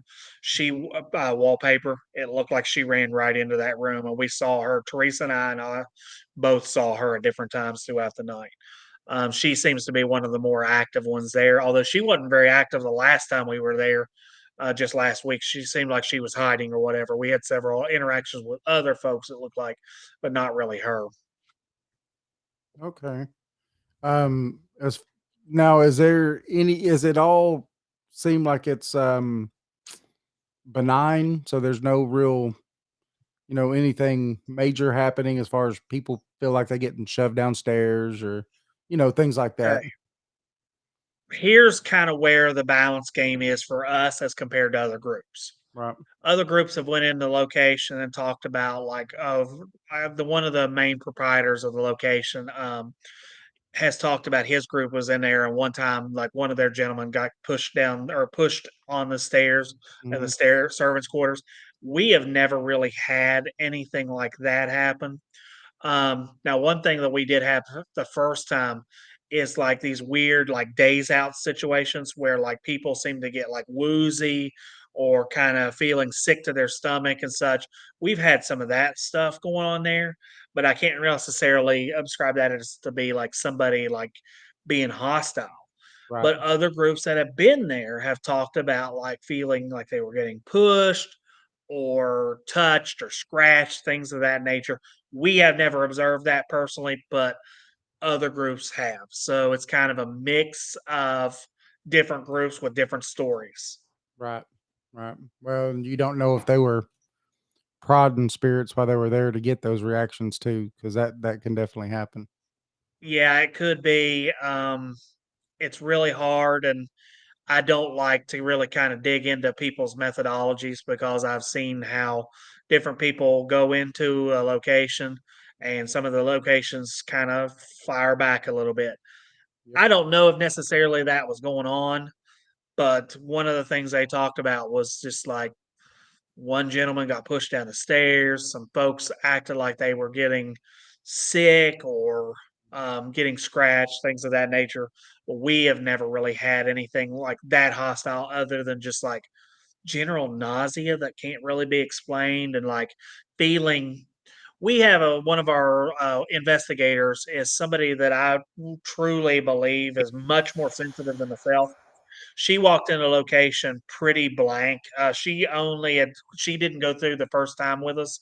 She had only seen photography, and she and her brother were kind of they are our still photographers, and they kind of do a lot of investigative stuff for us. Well, she's very what I believe to be very sensitive, and she went into this location like last week and was like pegging on stories that she would not have had access to, and we did not tell her anything on purpose beforehand. We wanted to make sure she went in pretty blank. She said that she went through the photography the first time and she picked up on the little girl just from the photography. Other than that, she didn't have really anything to go by. But when she went into the location this time, she started talking about like that she had seen a older man and an older woman, which they have talked about in the location that were very dominant, and a little girl. And she also mentioned something about a fire. And there was a fire in the location because when they were doing some work on the structure, they were seeing some charring on the roof that would have suggested that. Mhm. She had no knowledge of that whatsoever until she went in, and I kept her in the room. And the guy that is the proprietor of the location, I had him come down because he had just gotten done doing our interview, and I had him come down and we were talking and shooting the BS, so to speak. And I said, before you leave, because he was going to let us in and then he was going back to do some work on a car. I said, before you leave, I want you to listen to this. And she started going over the stories, and he claims to be sensitive himself. He's like, that's wild because how much their stories kind of connected in a way that I just cannot see how there is any kind of. I know our person very well. I do not believe she is the type to manipulate anything like that. Right. And yet their stories lined up so well. It was extremely wild to hear. So it was very, very, very, very cool. That's pretty awesome. Yeah, it is. You got another video? So how many people do you have in your group? We run between 6 and 8 on any location that we go to. We've got myself and Teresa, who are the founders. We have Casey, who is our videographer. We have Dan and James, who are two of our audio folks. We have Leela. We have JT. They are still photographers. And we have Beth, who is our assistant videographer.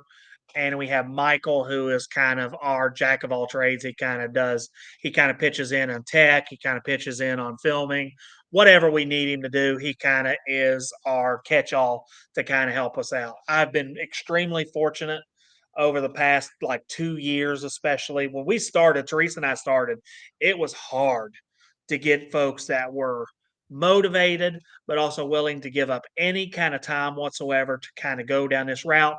And I've been extremely fortunate. We got Casey along pretty early on. She has become very, very, very important in terms of like helping us brand and helping us kind of get information out of doing. She does half of our videos. She's done a majority of our videos so far. We're kind of like, I'm kind of learning how to do them. One of our videos, a recent video that we did locked in at the Ramsdale house, was all me. I did all of that one, putting it together, but she's done a lot of our putting our films together and kind of getting it out. So she's been kind of early on, one of our critical ones. And then she brought Dan along. Dan is her significant other. And then we've got Michael and Beth. They're a married couple that are actually, Beth was in school with me years ago. So she came along, and JT and Leela came along. So we've been kind of over the last year or so, our numbers have went up from basically a 5 to 8, sometimes up to 9 on locations, and it's been extremely helpful to do everything that we have to do when we get into a location and get set up and everything and break down in the middle of the night at 4 o'clock, 5 o'clock in the morning when you're dead tired. The last thing you want to do is spend 2 hours breaking everything down. It goes a lot quicker with 9 folks or 8 folks than it did with 4. Right. Yeah. Or it ever Yeah. would with 2, right? Absolutely. At that point, when you have 2, it's hardly worth it. Like, it's the amount of work that goes into it is so tough. Now, Raymond, that's in the chat over here, he and I did a tandem investigation live at the old hospital in College Hill. And like, we went bare bones. He had a bag full of stuff. I had a bag full of stuff.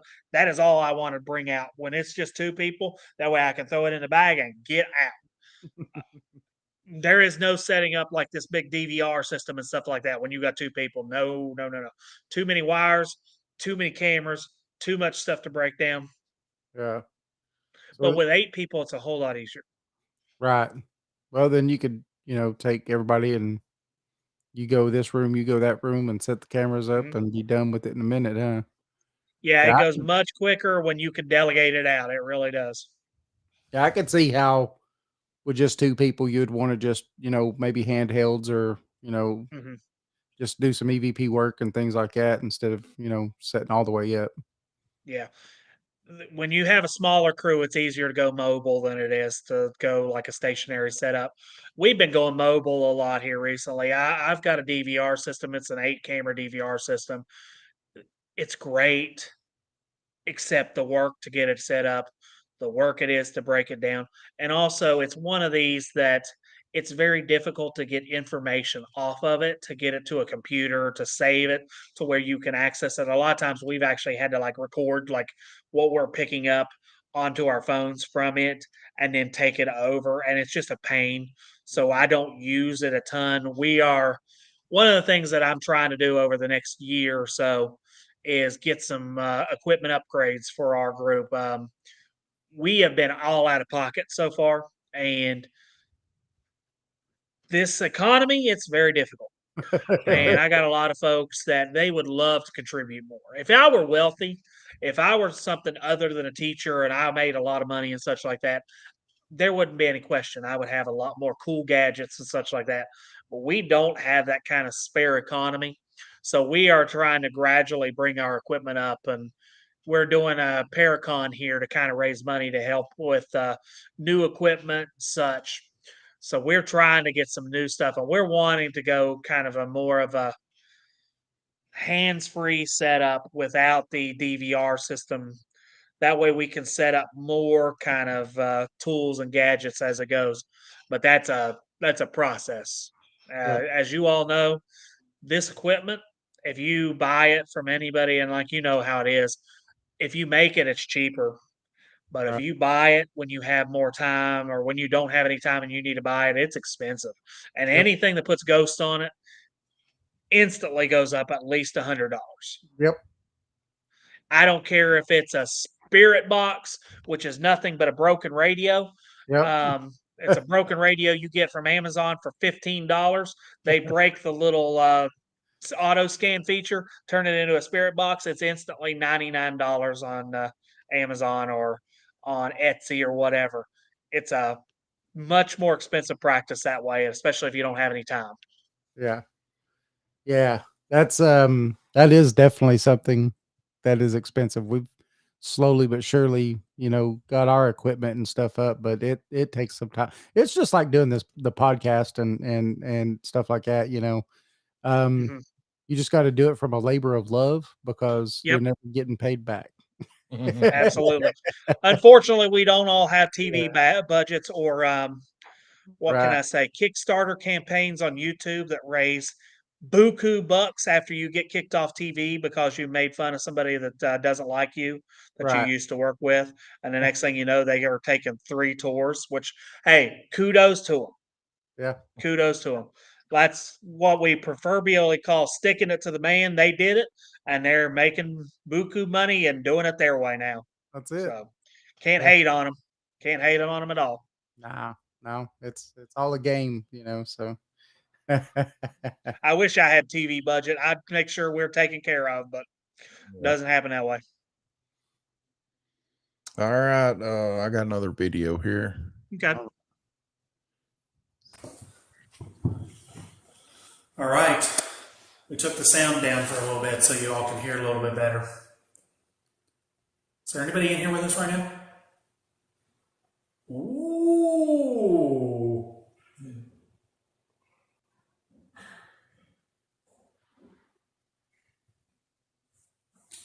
Let's find it. Let me see if anyone's still in the room. Yeah, that's what I'm wondering.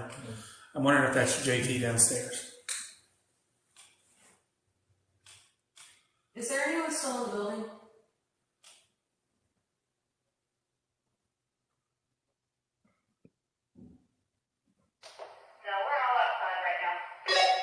Are you serious? I just heard it like in this area. Yeah. another bang right there.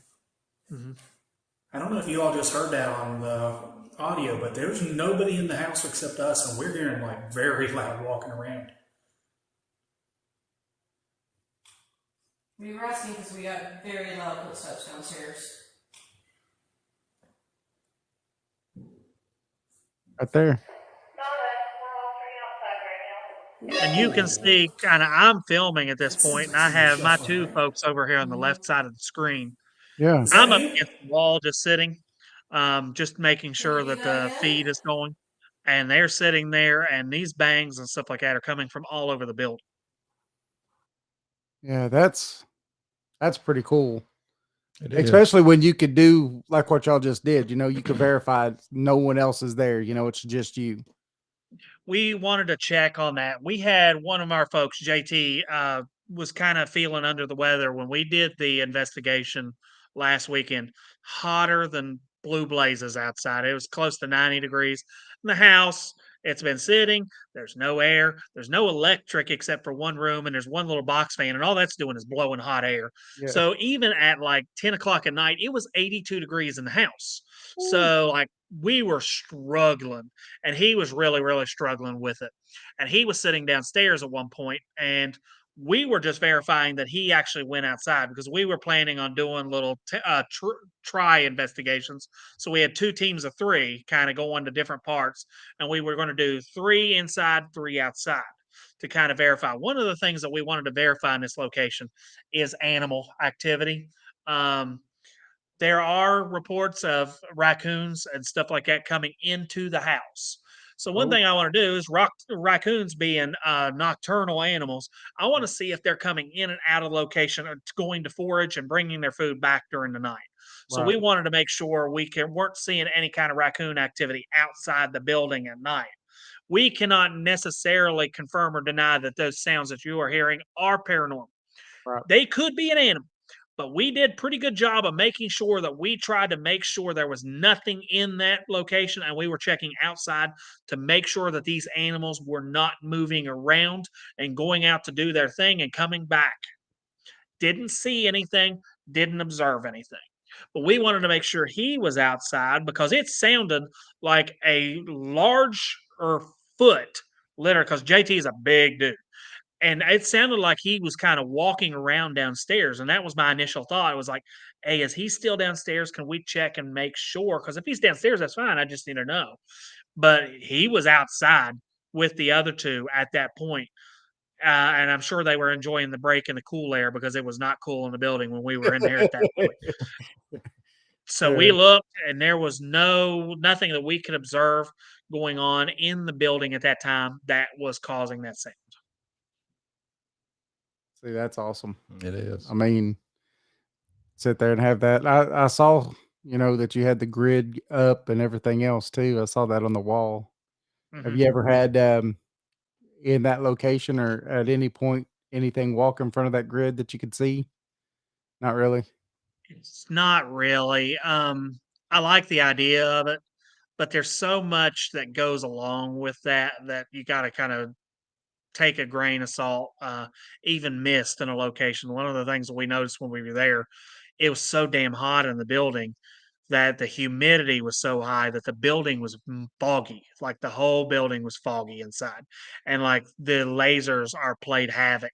When there's fog or moisture in the air, it kind of manipulates the way you see that laser. I haven't had a whole lot of good success with those things. I know other groups have, but I've never really had a great nothing that has been monumental with that laser grid to ever kind of thing. But I will say that I think they do work to some degree. Have you all ever seen or have any knowledge of the investigations that they do on the USS Yorktown down in Charleston, South Carolina? The Yorktown, couple years back, put out a video on Facebook that I guess they took one night and trying to make sure I didn't lose you guys. You all still there? Hmm. Well, the Yorktown, they actually did an investigation on there and they used one of the laser grids and they caught something on video that was pretty unique. And I don't know if it was true or not. I'm trying to see if um, I'm live, but I don't know if Jason and David are. Hi, guys. It's just me now. At least it looks like that way. I think they froze up anyway.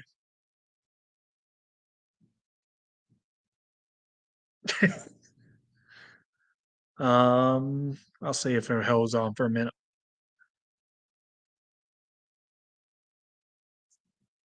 Trying to see if they text me.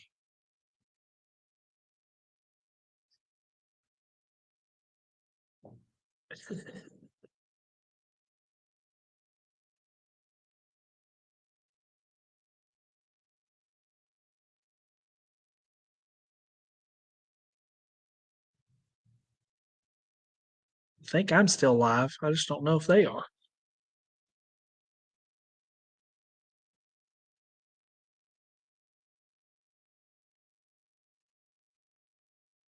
Hmm.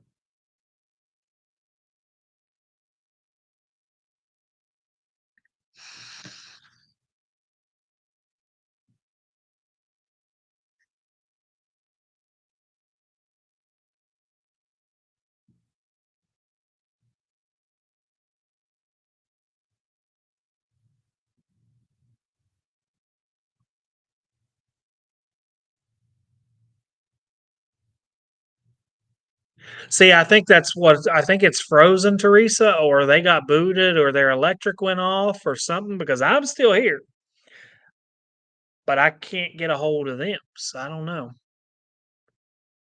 Um, well, since I'm on here,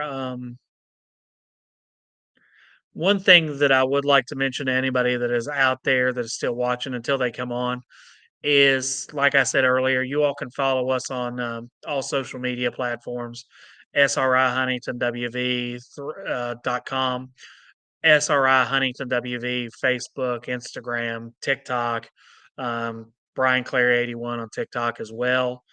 Um, there's a lot of different ways to get a hold of us.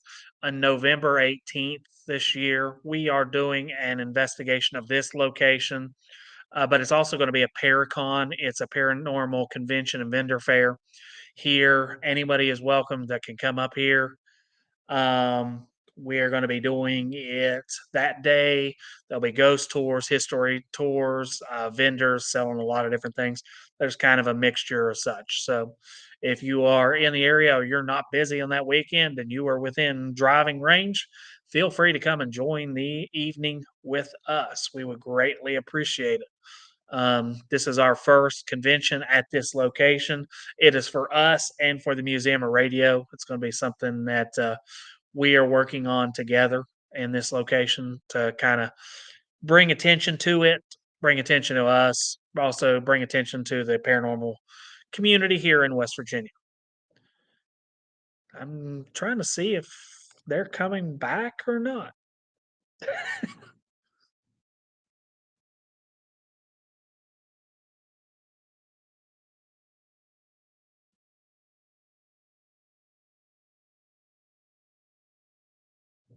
I texted David and he hasn't responded to me yet, so I don't know.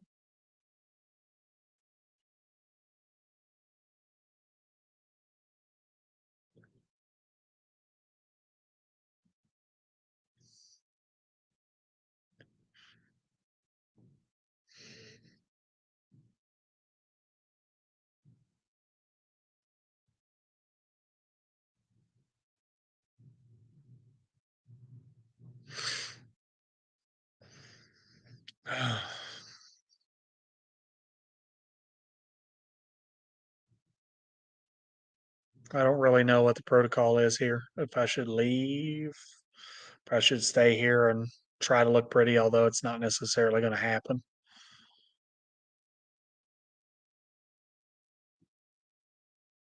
Actually, it's definitely not going to happen.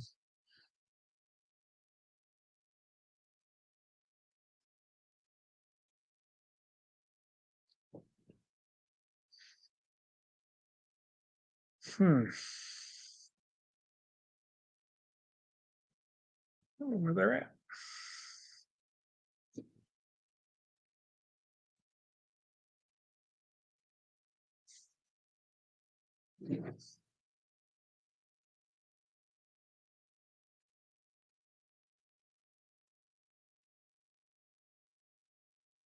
It's almost like their electric or something went off. I'm just trying to give it a minute. Oh, there you are. I can't hear you guys. How about now? Now I can. The mic's muted. So we had a big storm blow through. Okay, I figured it was electric or something because y'all just went like that.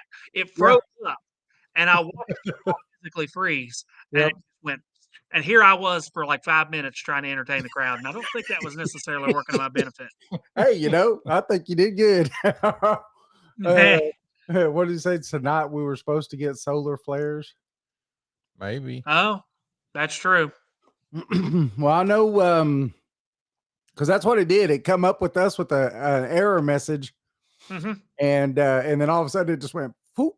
And yeah, then you all were there, and then it just went to me, and I was like, "Something's happening here." And then you all weren't talking, and I was like, "What is the protocol here? Do I need to leave? Do I need to stay here and look pretty, even though it's not going to work for me?" You got it. You made it work. So, all right. Sorry about that. That's all right. I got time, so it's no big deal. Well, what's cool is that the time's still counting down up here. Yeah, he was still alive. We just wasn't. Yeah. Oh, I'm sure Yeah. Teresa even said that I can see you, but not them. It's And like I'm like, we were gone. It's funny because right about the 30-minute mark, I started seeing flashes of light and hearing the rumbling outside, and I was like, "Come on, don't do this tonight. Just not tonight." And then it did it. yeah. So, did you already have That's all another one right. I queued up got there? time. So if y'all Yeah, want to do I've more, got a that's fine. video. Yeah, we'll do. We'll finish these videos out. And, Yeah, that's fine. okay, I'm gonna play another one. All right, we're ready. Not care. Right. That is footsteps. Mm-hmm. Now that is outside. That was Yeah. fireworks. George Gregg, are you here?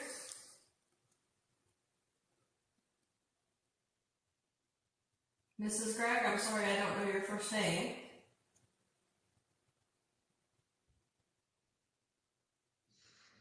We know there's a little girl here, and I think you told us earlier that you were trapped or that you felt trapped. And we think your name might be Sarah. Are you here at the moment?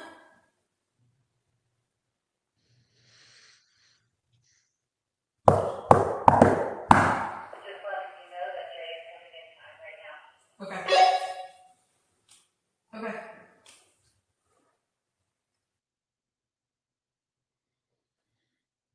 See, that one was kind of light, but there's just like some little like faint footsteps that we were observing, and that was the thing that we were getting the most of the other night is just strange sounds, and it's not sounds like even yes, there are raccoons that are somewhere in the building.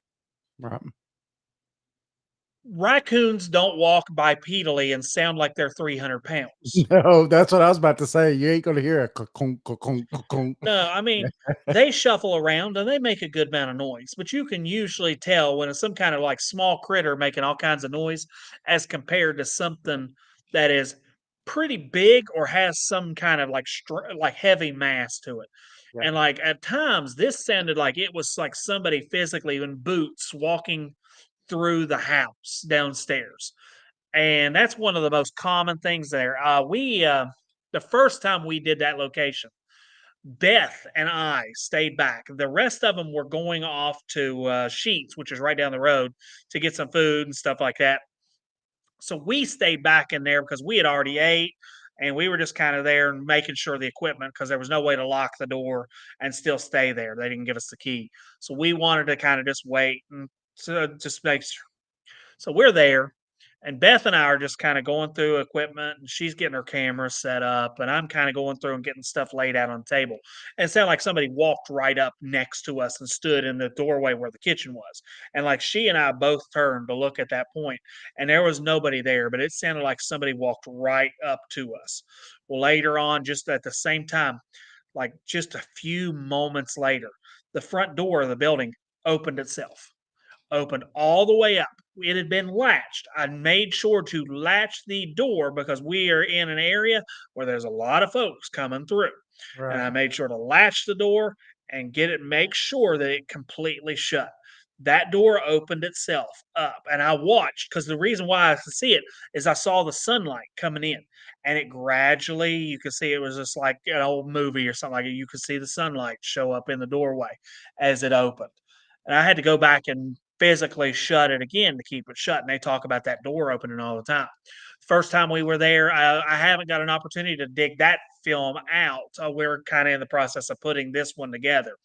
But we were all in the same area of the building, and we were kind of in the downstairs where his office was when he built the house, and a loud bang. And we were in there and we're all in the same area. And it was so loud that we thought somebody was trying to break in. So we all got up and went and canvassed the whole building. We went inside and outside to make sure nobody was in there with us. It was so loud, it sounded like somebody slammed one of the front doors. And what I think it was is there is a door right there as you come into where his office was. That was kind of the front door of the time, and he had his office and he had kind of a waiting room right there. And the front door has like a coat room right there. As you come in, you put your coats and whatever in there. That door, I think, had gotten slammed open. no known cause. Is it Wow. paranormal? I don't know. But it was loud enough that we thought like we had to go and make sure that the property was being taken care of and that somebody wasn't messing with us. Wow. That's pretty crazy. The wife and I did an investigation at a location that's pretty close to us, and I'm going to keep it.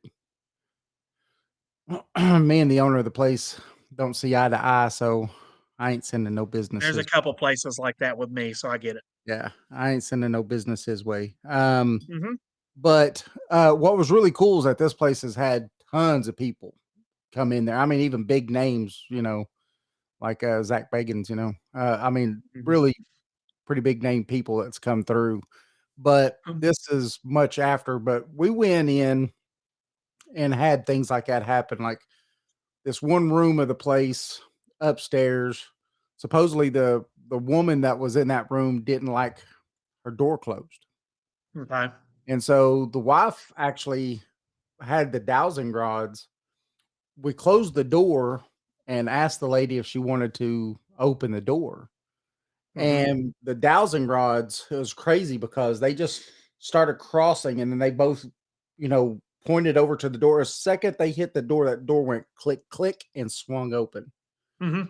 Now I go running out the door to make sure there ain't somebody outside messing with us, because there's other people there. Okay. Well, it was a couple of other people and then the people who work there, right? Yeah. And so I was just making sure that no one was messing with us. But it was it had some pretty good haunting, some pretty good things that was going on there, Mhm. like that.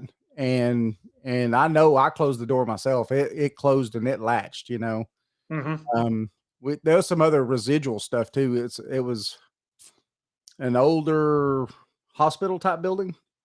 So it had I the think I old, may know what you're talking about. yeah, you probably do because it's a pretty well known place. Uh-huh. Old, and it's in the South. Yeah. um, it has those plunger doors where you hit the little plunger thing in it. You hear that Yeah. click, click, and then you could open the door.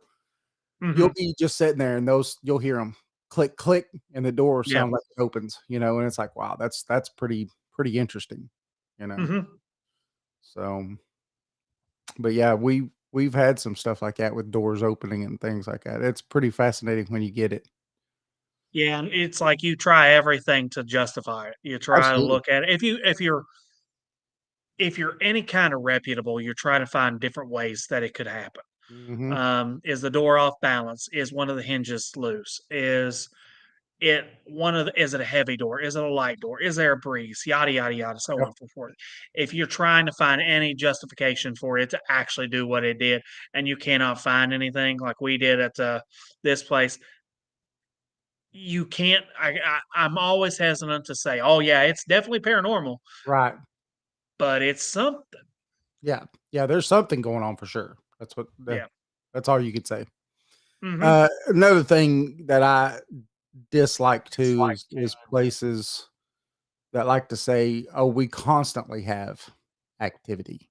You go in here any second of any day, and you're catching something, and I'm like, "That's not the way it works in reality." Exactly. Right on. Right. Because if you've investigated enough places, you've gone to places before and got a big zero. You got absolutely dang nothing, spent all that time and everything there. But Hmm.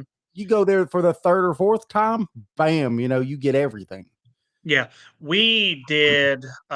Raymond, who's in the thing, kind of hinted at us to do Ross Opera House down in Cynthiana, Kentucky. You all probably familiar with that one. One of supposedly the most active places in Kentucky, which it may be, except for us. We went and we had literally like at one point during the night, we heard what sounded like you'll know what I'm kind of talking about, like 1920s club music and such like that, that were coming from up where the old segregated seating area was. And Yeah. it sounded like a lady singing. That was literally the only thing we had happen all night. Like Wow. the rest of the night, it was so quiet in that building that we left. Like we did Greg Kreitz, the Octagon House. Well, the first time we went, guy told us, "You all if you all want to leave whenever, you're here till 4, but I've never had anybody stay that long. He said usually people are scared to death by 1:30 and they leave. We were there till 4. We had a lot of activity, but we didn't leave. Right. This was the location where, like Ross Opera House, where we went and we had it all night, and we were done by like 1:30 because we just had literally nothing go on the entire time. I Sure. just saw a message from Sherry there. Yes. If Yep. Sherry, we did the Ramsdale house. Go on our YouTube channel and you can see it. The location she's talking about right there is kind of a unique one. That's one of the films that I did pretty recently. We did a location that's here very local to us. Used to be on the Underground Railroad. It was a house built by the Ramsdale family that was up in, they were based out of Maine. They came down to Cerrito, West Virginia. They established a colony. There was a gentleman in Congress in the pre-war Civil War years, 1855, I think it was. He was a congressman named Eli Thayer, and he was one of these guys that was establishing anti-slavery colonies in the South. And one of the colonies that they established was Cerrito, West Virginia, which is literally from where I'm at right now, 10 minutes away. And they established this town. One of the families that came down was this Ramsdale family. They had a shoe factory up in just outside of Boston. They moved down here. They built this house on top of an Indian mound. It was an old Adena mound, I believe it was. Wow. And this location was well known for years as being like a paranormal hotspot in our local region. But some other teams that I will not name, but they know who they are and they are well aware of how I feel about them, went into this location over the years. And they used to party with Mr. Ramsdale, which he apparently, from what I know, did not drink, did not smoke, did not cuss. He was a very, very one of those like one of your type. I'm trying to think of what it is. He was a Congregationalist, so he was Puritan essentially. Gotcha. They used to go in and like drink whiskey with him in the downstairs area, which is where they actually used to back in the day. They used to have runaway slaves that they used to call guests on the mount. And when the Confederates would come through town looking for runaways or coming through to get like supplies from the town, they used to kind of smuggle the guys underground into like this little cavern area underneath. And then when it was time to go across the Ohio River, they would put lanterns in the windows on one side and the other, and we would put one in the Ramsdale window and one on the other side. And they ferried a bunch of freed slaves across the Ohio River. And the Ramsdale house has not had investigators in for years. They would not let him go in because of the way that some of the prior investigators had went in. And we were very fortunate. I'd had discussions with the lady who is now the curator, a lady by the name of Deborah Wolf.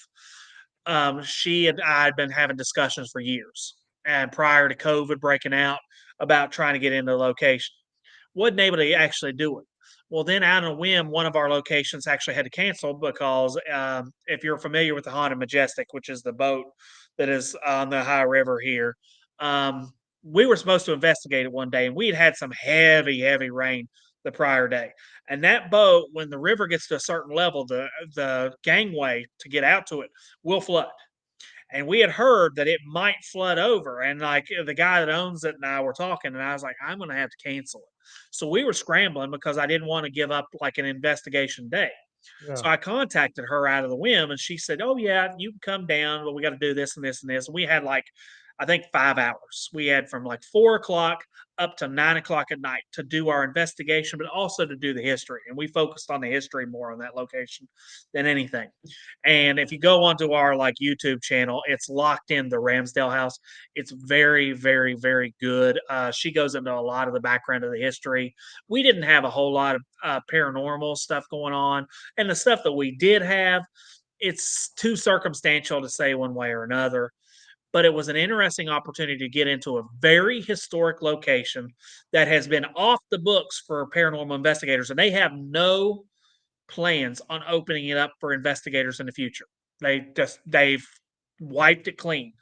The city of Cerrito was fortunate, or they were nice enough to allow us to do it when they are very adamant that they are doing what they're doing to protect the history of the location, the people that built the home, their legacy, and the story of the people that set up this abolitionist colony. That was the goal, and they are they're very saying this is what we're allowing, this is what we're not allowing. And like investigators have tried to get in there at the same time we have and haven't been successful. I think the only way I got in is because I am working on my doctorate. And I told her from day one, we're coming in to focus on the history. We're not coming in here to sensationalize or anything like that. I'm going to tell you what I think one way or another. I don't know if there's anything paranormal still in the home. I really don't. It seemed like she even said, like, after they have really kind of started renovating and going through and trying to really put effort into protecting the history, that the building is really quieted down from when they had initially got in there. And she attributed it to the fact that they are trying to protect and like safeguard the story of these people, and they've kind of just like backed off. But that's a very unique location that we have right in our backyard. That is kind of why I do this, is to bring attention to these locations and to preserve the history. One of the things is I'm a teacher, and I like to have like all my kids know that I'm into paranormal history and such. I've done in the past a paranormal, like I teach at a residential facility. So our kids live here. They're lived at our school for 4 to 6 months. They're there for a wide variety of reasons, whether it be truancy, drugs, CPS removal, so on. And they are living there. And one of the things that I always try to do for our students is to like make history in a relevant way that they can understand how it is relevant to them. It's one thing to look at a textbook at ancient Greeks and look at the ancient Greek gods and like Sparta and Athens and the battle of oh shoot, I'm trying to remember the name of it now, but it's gone. The 300 Spartans and such like that. It's one thing to look at that in a textbook, but a lot of our students today, they read terribly. They've been passed over by school systems and such like that. Comprehension's They, even worse. yeah, to make history relevant and to see, hey, history doesn't have to just be in a textbook. Hey, that creepy old building of that creepy old school that I drive by every way on my way to school. And I've always wondered, what is happening in that location? What was it? Is there anything still there? Because a lot of these kids are growing up and they're watching paranormal TV. They're watching those. I'm trying to remember Shane and Ryan, or those guys that are on the internet. They're real funny to watch. One of them's a real skeptic, and one of them's like, he's scared by everything. Yeah. Those guys and like Zach Baggins, Ghost Hunters, Yep. all the different groups on YouTube and Paranormal Quest and so on. All these guys are now so well known, and all these kids are growing up watching it. And it's a way to kind of make history for this kind of stuff relevant. And a lot of our kids really enjoy it because they like hearing about the history side and they like tying it to like the paranormal reports. And Yep. one of the things that we've done in the past is do like assignments on like Trans Allegheny or Moundsville State Penitentiary, Waverly Hills, those big locations. Talk about it, the reports. What are the people reporting? Go back in history, look at the newspapers, look at some of the stuff. Can you tie these to actual historical events? And one of the things that we did, Fairfield County Infirmary up in Ohio, well-known one, has been hit by a lot of people. One thing is we did a spider diagram, and I put Fairfield County Infirmary in the middle. We talked about the reports, and we started going through and looking at like the old newspapers and such, and tying together reports with actual historical events. Like one of the reports was that the guy that was a superintendent of the location, I think I'm trying to remember his name now, but it's escaping me for whatever reason. But one of the reports was that he was attacked and beaten nearly to death out front by an inmate that was there that was crazy, that had got access to like a 3 foot long iron bar and like attacked this guy. We were able to look back into the historical record and actually find that happening. And that's one of the things that's like, oh, okay, so this is historical. The report lines up. This is actually pretty cool. And a lot of our kids kind of gravitated to that. So that's one thing. That's one thing with like the Locked In series. We are a historic and paranormal research specialist. And I pay a lot of attention to the historical aspect of this when we go to a location is trying to focus on that and whether or not I can actually make sense of the stories. There's a whole lot of stories. Yeah. Where's fact and fiction meet? Right. And that's one of the things that we put a lot of effort into. Teresa can attest to that. Yeah. Well, that makes it nice though when you could go in and get true history, and then you have things that happen in the home that lines up with some of that history, and you're like, you can't discount it. Yeah, So absolutely. I know you got another video, don't you? Oh yeah, There should be a couple. Yeah, I think you have like two more. I two think. more. Just as distinct, and we didn't even hear him leave, so we've got something going on. Ooh. That was low.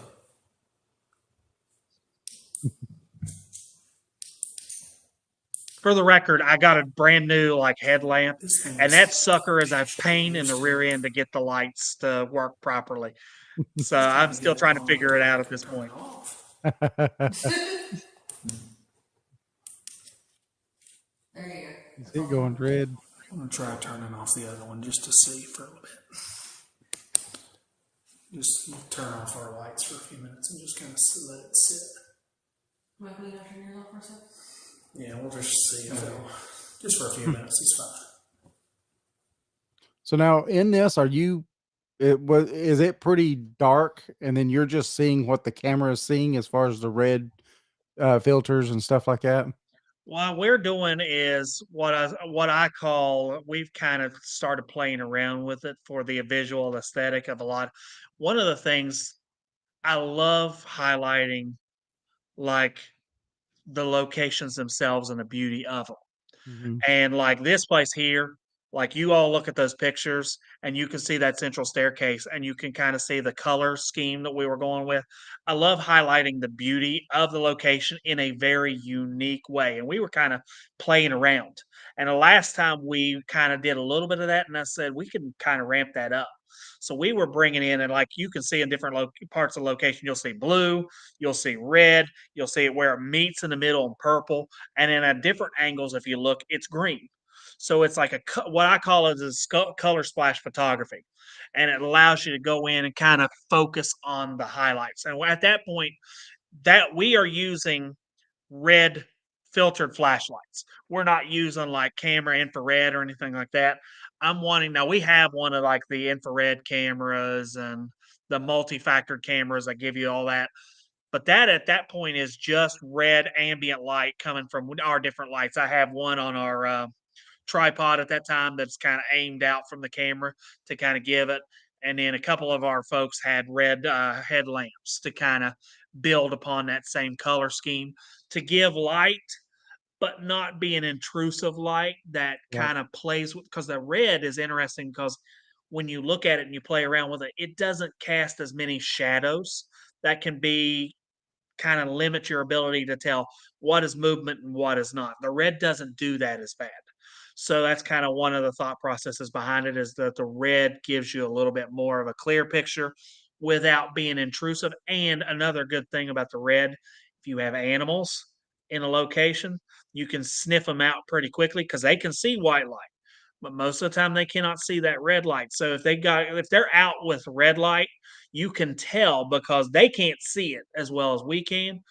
And you can kind of limit, hey, there's a raccoon walking by the door. I can still see it even though they can't see us necessarily. Right. That makes sense. Yeah. It makes a lot of sense. So We got one more. this is Okay. like an EVP, I think. Yes. So, uh,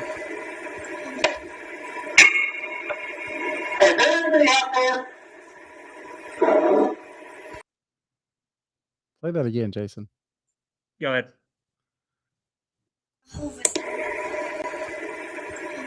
And bring the volume up.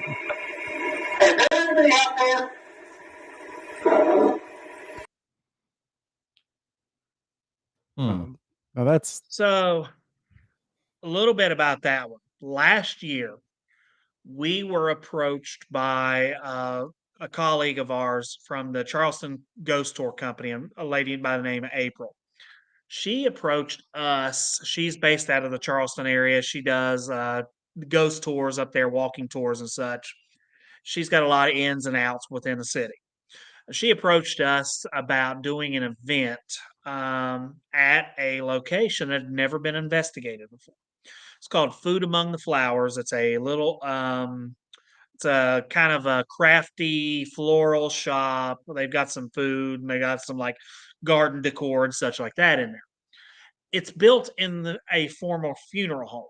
The funeral home was built, I think, from what I recall, in the 1920s, 1930s, if I remember right. It's been a little while since I've looked at the paperwork and stuff on it. It was built in the late 1920s, 1930s in the west side of Charleston in a historically pretty economically poor area town. It was built by a wealthy funeral director that wanted to kind of branch out. This was at an area where they used to do during the Great Depression. There used to be the old on the Canal Valley at that time, or the Canal River. They used to actually have like floating homes, and whenever the tax collector was come, they would pull they would pull their anchor and float downriver, so the tax collector wouldn't come. And they were extremely poor. Was predominantly an African American neighborhood of the time. This was historically, like I said, it was a funeral home.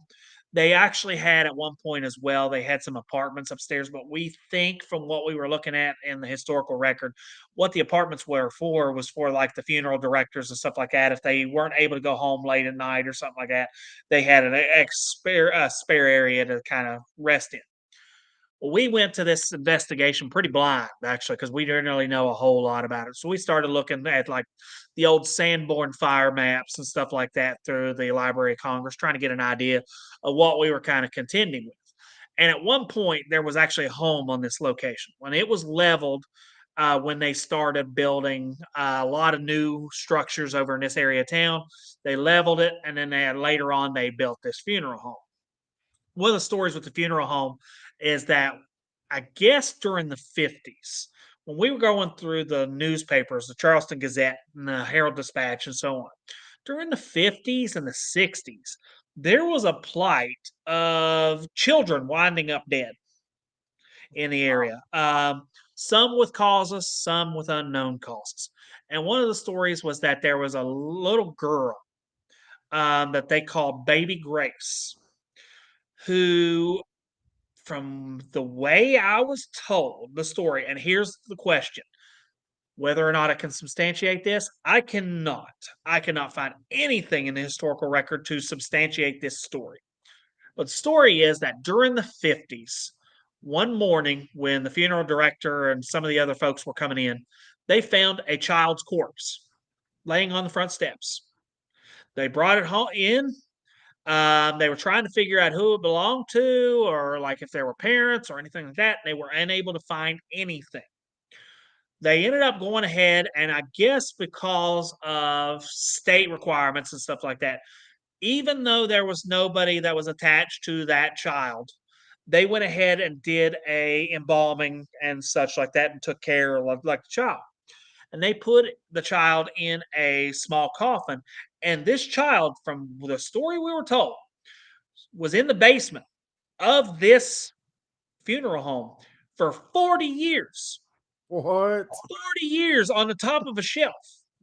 And I guess from what I know, in the mid to late 2000s, this funeral home kind of started going downhill. And there was some issues with misplacing bodies and misnaming bodies and giving bodies to the wrong people. And eventually, I guess the funeral director had had enough, and they shut the building. But before that happened, I guess there was a renaming and like another company came in and bought the funeral home. And they told him, you need to get this body out of here. And supposedly they took that body and buried it up on the old Spring Hill Cemetery up in the top of Charleston. And it's supposedly still there today, but we don't know. And I can't substantiate the story. Right. So we were going to do an event at this location where they wanted to do like a dinner with the departed kind of thing. We have partnered with Charleston Ghost Tour Company and Haunted Beckley, and they've done like events like this before. They approached this business owner, and I guess they do catering and stuff like that there as well. So they said, let's do it. So we went in for an investigation before that event because they wanted to go in and they wanted us to film, and we were going to premiere our film, which we did at the location for the crowd when they came in. So we went in and we filmed. We did everything. We had a lot of unique little interactions that I was not really anticipating happening. We had some cat ball activity in there that was pretty cool. Pretty cool. And we got them on our DVR system. And if you look at that "Food Among the Flowers" video, you can see them. Um, cannot figure out what was causing it, but we can see on the DVR. I have it set where you can see the cat ball in the middle of the floor, and it just starts going off by itself. We are all in a different part of the building at that time. It's like 1:30 or 2 o'clock in the morning when it starts happening. It happens a couple times during the night with no real known cause to it. Tried to figure out. We went back later on and shook the floor and did everything, and we were trying to get where we were in that building at that time to try and replicate it. We could not. But we did this event, and the sound you heard was from the apartment wing. We were up in the old office section where it was up at the top. They had an old office room with a desk and stuff like that. And we were all kind of sitting in one part of the room. There was myself, James, who was one of my audio men, and an Austin, who was from Mountaineer Paranormal. He and I and James were up there. The rest of those folks were downstairs in the basement, 3 floors below. We're in there and we're trying to get some reactions. And at that point, it's been kind of slow at first. But then we are sitting up here in this section and we have a GS2 aimed down the hallway, GS2 laser grid down the hallway. Kind of start seeing some stuff happening with that laser grid that we can't quite figure out. Looks kind of like a shadow or something like that. Can't really substantiate it. And our cameras weren't sensitive enough to really pick it up for whatever reason. So we were looking and started hearing some sounds. And one sound ended up happening that was in the room right next to us. And it sounded like something gets slammed on the ground. And we all stop and we're like, what is that? Sit there for a little while, and then that's when the video picks up. Is there anybody out there? And you can hear one of our parabolic mics. James is running our parabolic mic, and he clicks it, and you can hear that ting. And at that point, from that point on, the parabolic is picking that up. And I fixed it to where the audio was picking up the parabolic at that point. And then you hear that, and I don't know what that was. Right. And that is amplified as much as I could possibly amplify it to get that sound the way it is. And you can actually, it's playing through. At that time, I was having trouble because our parabolic mics, the ones we were using, they will record for like 5 or 10 second bursts. And then you can play them back. It's like for bird watching or something like that. And it doesn't really translate very well to actually recording onto like an EV or a EVP recorder or whatever. Right. So I had to actually relay it through an auxiliary cord through that little like Victrola there that you had, and then I had to amplify the sound as much as I could on the video to get it to where you can actually hear what it was.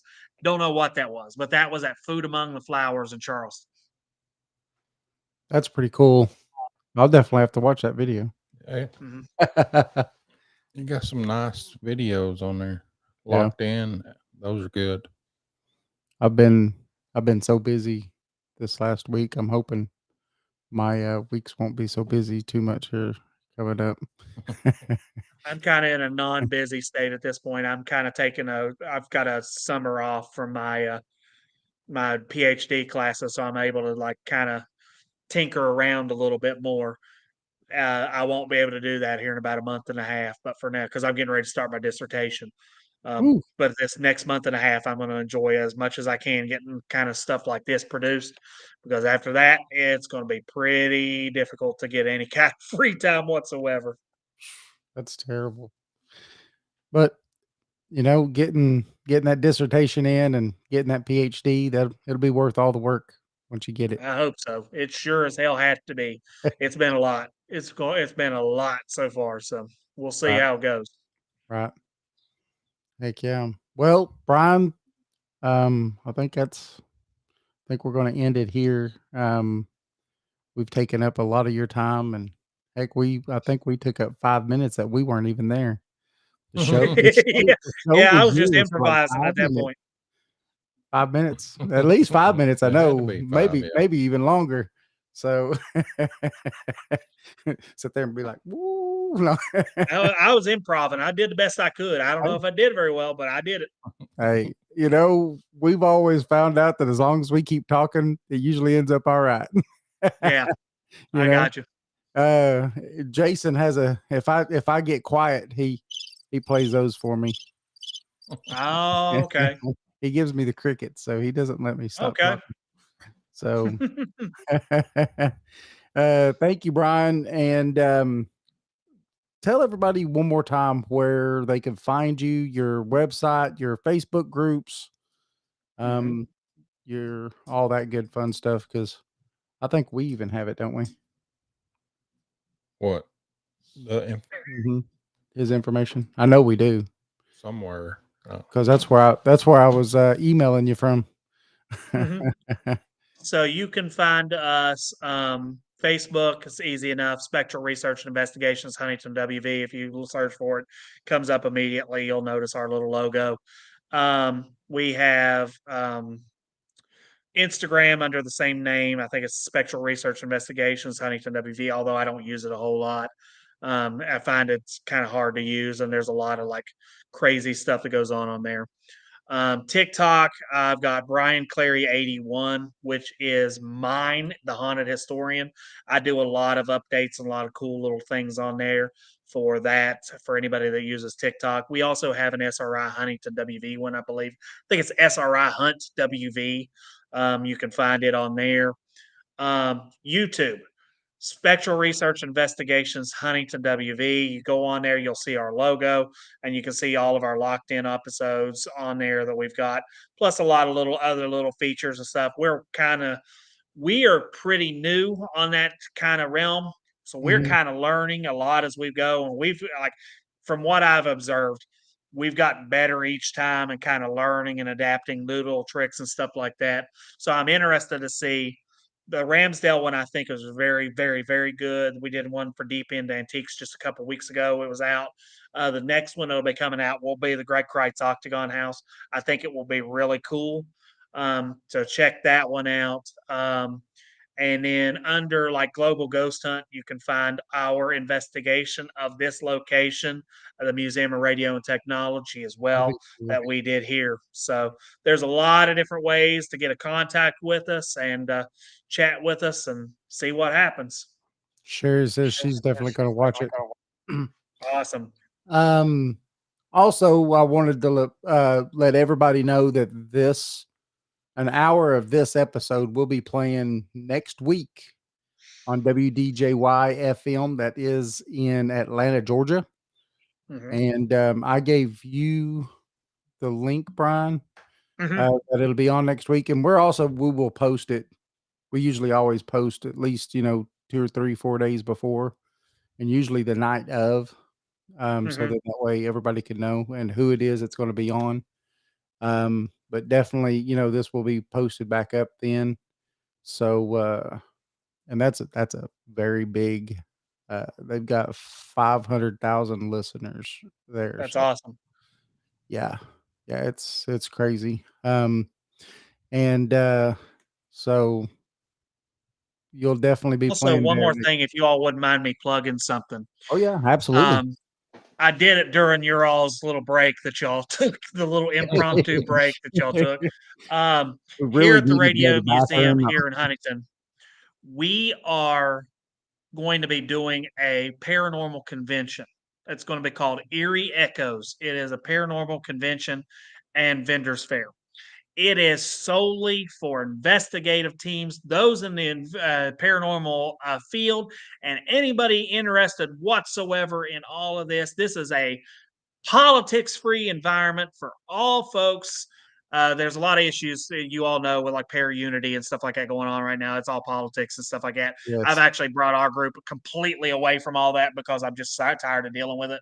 Yes. I am looking, this is going to be kind of an open forum for anybody in the paranormal community, whether it be podcasters, vendors, crafters, oddities, investigative teams, and so on.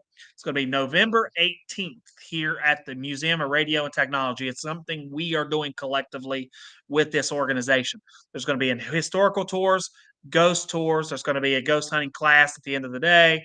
There's going to be, we've got vendors lined up, and we're going to like have anyone that is interested whatsoever in the paranormal community. If you are not involved in CryptidCon that same freaking weekend, of course, down in Lexington, please, if you are within earshot or within a short driving distance of here in Huntington, West Virginia, you are welcome to come and join us at this location. There may be a late night ghost hunt in this location. I'll be for an extra little bit, but it'll be something that anybody can come and enjoy in a very unique little location that is so dear to me. I've been here at this location as part of the board of directors for going on 10 years now, and I've been here for close to 15 doing different things.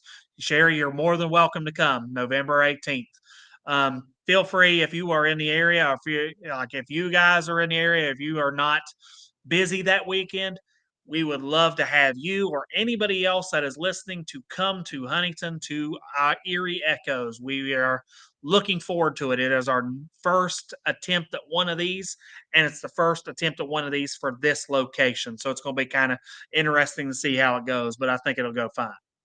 That's awesome. Are you also going to post it up on, say, your Facebook or?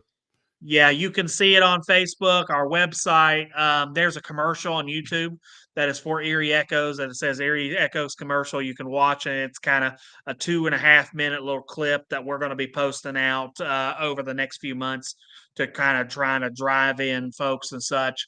There's posters, there's all kinds of things. So if you go to our Facebook under events, there is an event for that one that you can click into, and it has a commercial information, vendors. If anybody wants to vend or anybody wants to attend, you can fill out. I think the tables are like $10, which is Wow. pretty cheap in the paranormal community because you That's, all know how much some of these folks are making. well, We're not trying to make that kind of money. what is One it, of the things Jason? about that, 2 weeks we're going to we, be at a Bigfoot place, and we spent what, 150? I Oh don't my, doubt it one bit. yeah. It's going to be $10 for a table at this location. Um, Anybody is welcome within the paranormal community, especially if you come in with like no political backing on it, if you want to say, because Right. there's so much going on, and we want Right. to avoid that. This is for everybody. Yep. And one of the reasons I started SRI years ago was I told you all about how hostile the paranormal community was in West Virginia for years. And I have tried drastically to make changes to that and kind of make us kind of a centerpiece to say, no, it doesn't have to be that way. Anyone is welcome to work with us or enjoy this with us because that's for everybody. Right. And that's just kind of our first way of really kind of bringing the outside to us. So we're hoping that it goes well and hoping that a lot of people can attend. Yeah. And if you're able to send that to Pages, you could send that over to ours. We'll definitely let you I will do post that that for up you. on our page. Yeah. I can pull that up for you and I'll send it to you. Cool. Yeah. We'll definitely need that because I could also post it on my page, and Jason will post it on his, and Yeah, we may Mhm. even get a table. maybe. You all are welcome to. We'd love to have you. One of the things we're looking for is podcasters that are interested in doing it. Yeah. Well, you might have one right here. All right. Well, Yeah. you are welcome if you I all just can attend. I just gotta get off work. Yeah, that's always the tricky part of it. Being an over the road truck driver doesn't help. I can imagine. Yeah. My dad used to do that for years, so I know it's pretty tough. Sherry says, feel free to post David, I in just her sent group. you the commercial directly, so you have Oh, it. awesome. Okay. Thank you. Yeah. You're very welcome. Sherry says you could post it into hers too. Okay, I will do that, Sherry. So that'll be awesome. All right. Well, thank you again, Brian. We're gonna have to do this again sometime. Let me know when. I will gladly do it. I like talking. Yes. I used to hate it. Like I always joke with my kids at school all the time. I used to hate talking in front of people. Yes. And sure enough, now I'm a teacher and I have to talk all the time. So I just had to get over it. So Yes. there it is. That's the only way through it, right? Yep. You just got to Just do it do and it. get over with. That's it. Yeah. Well, this whole video thing for us is still kind of new. I'm used to getting to do the radio side of it where you just hear my voice and you don't get to see my made for radio face. And I know how you feel. I so know how you feel. this has taken me a little bit of getting used to. Yeah. Yeah. Understood. All right, brother. Well, you have a good night. And Thank you guys for having me. I greatly Thank you. appreciate it. yes, sir. We Thank really you. appreciate And you coming on. yeah, thank you for coming on and showing us, bringing us those videos and stuff like that. I so we like can the tell- history. Yeah, if y'all too. want to do another one, I got a story to tell you. I was just thinking about that would be really Ooh. good. So if y'all want to do one at some point, you let me know. Okay, we'll definitely do it. Now you got me on a cliffhanger. All right, Brian, we'll definitely do it. Thank you very much. All righty, guys. Have a good night. All right, You you too. too. Bye, y'all. Bye. All right, everybody. That was Brian with Spectral Research and Investigation. Remember, we are live on Facebook, YouTube, and I want to thank everybody that came in. And remember, we do have a book on Amazon. It's East Tennessee Hauntings and Lore. Hold on, let me get my thing. Uh-oh, Jason. There It we go. is. East Tennessee Hauntings and Lore. Amazon. Also remember, go visit Spectral Research and Investigation. Go visit their Facebook page and everything because they've got some really cool videos and everything up. And if you could make it, you might be seeing Jason and I there. So Oh yeah. you could always come by our table and say, "What's up, everybody? I saw you on that show one time." Yeah, and Yeah. if you're not doing nothing this next 30 minutes, you could catch us over That's at right. wdjyfm.com. Definitely check us out. Yeah. Atlanta. So if you're in Atlanta, you just turn on the FM channel and listen I to think us. it's 99.1. It is 99.1. Yep. WDJY. All right. All right, everybody. You have anything, Jason? Nope. Me neither. Thank y'all for watching. Have a good night.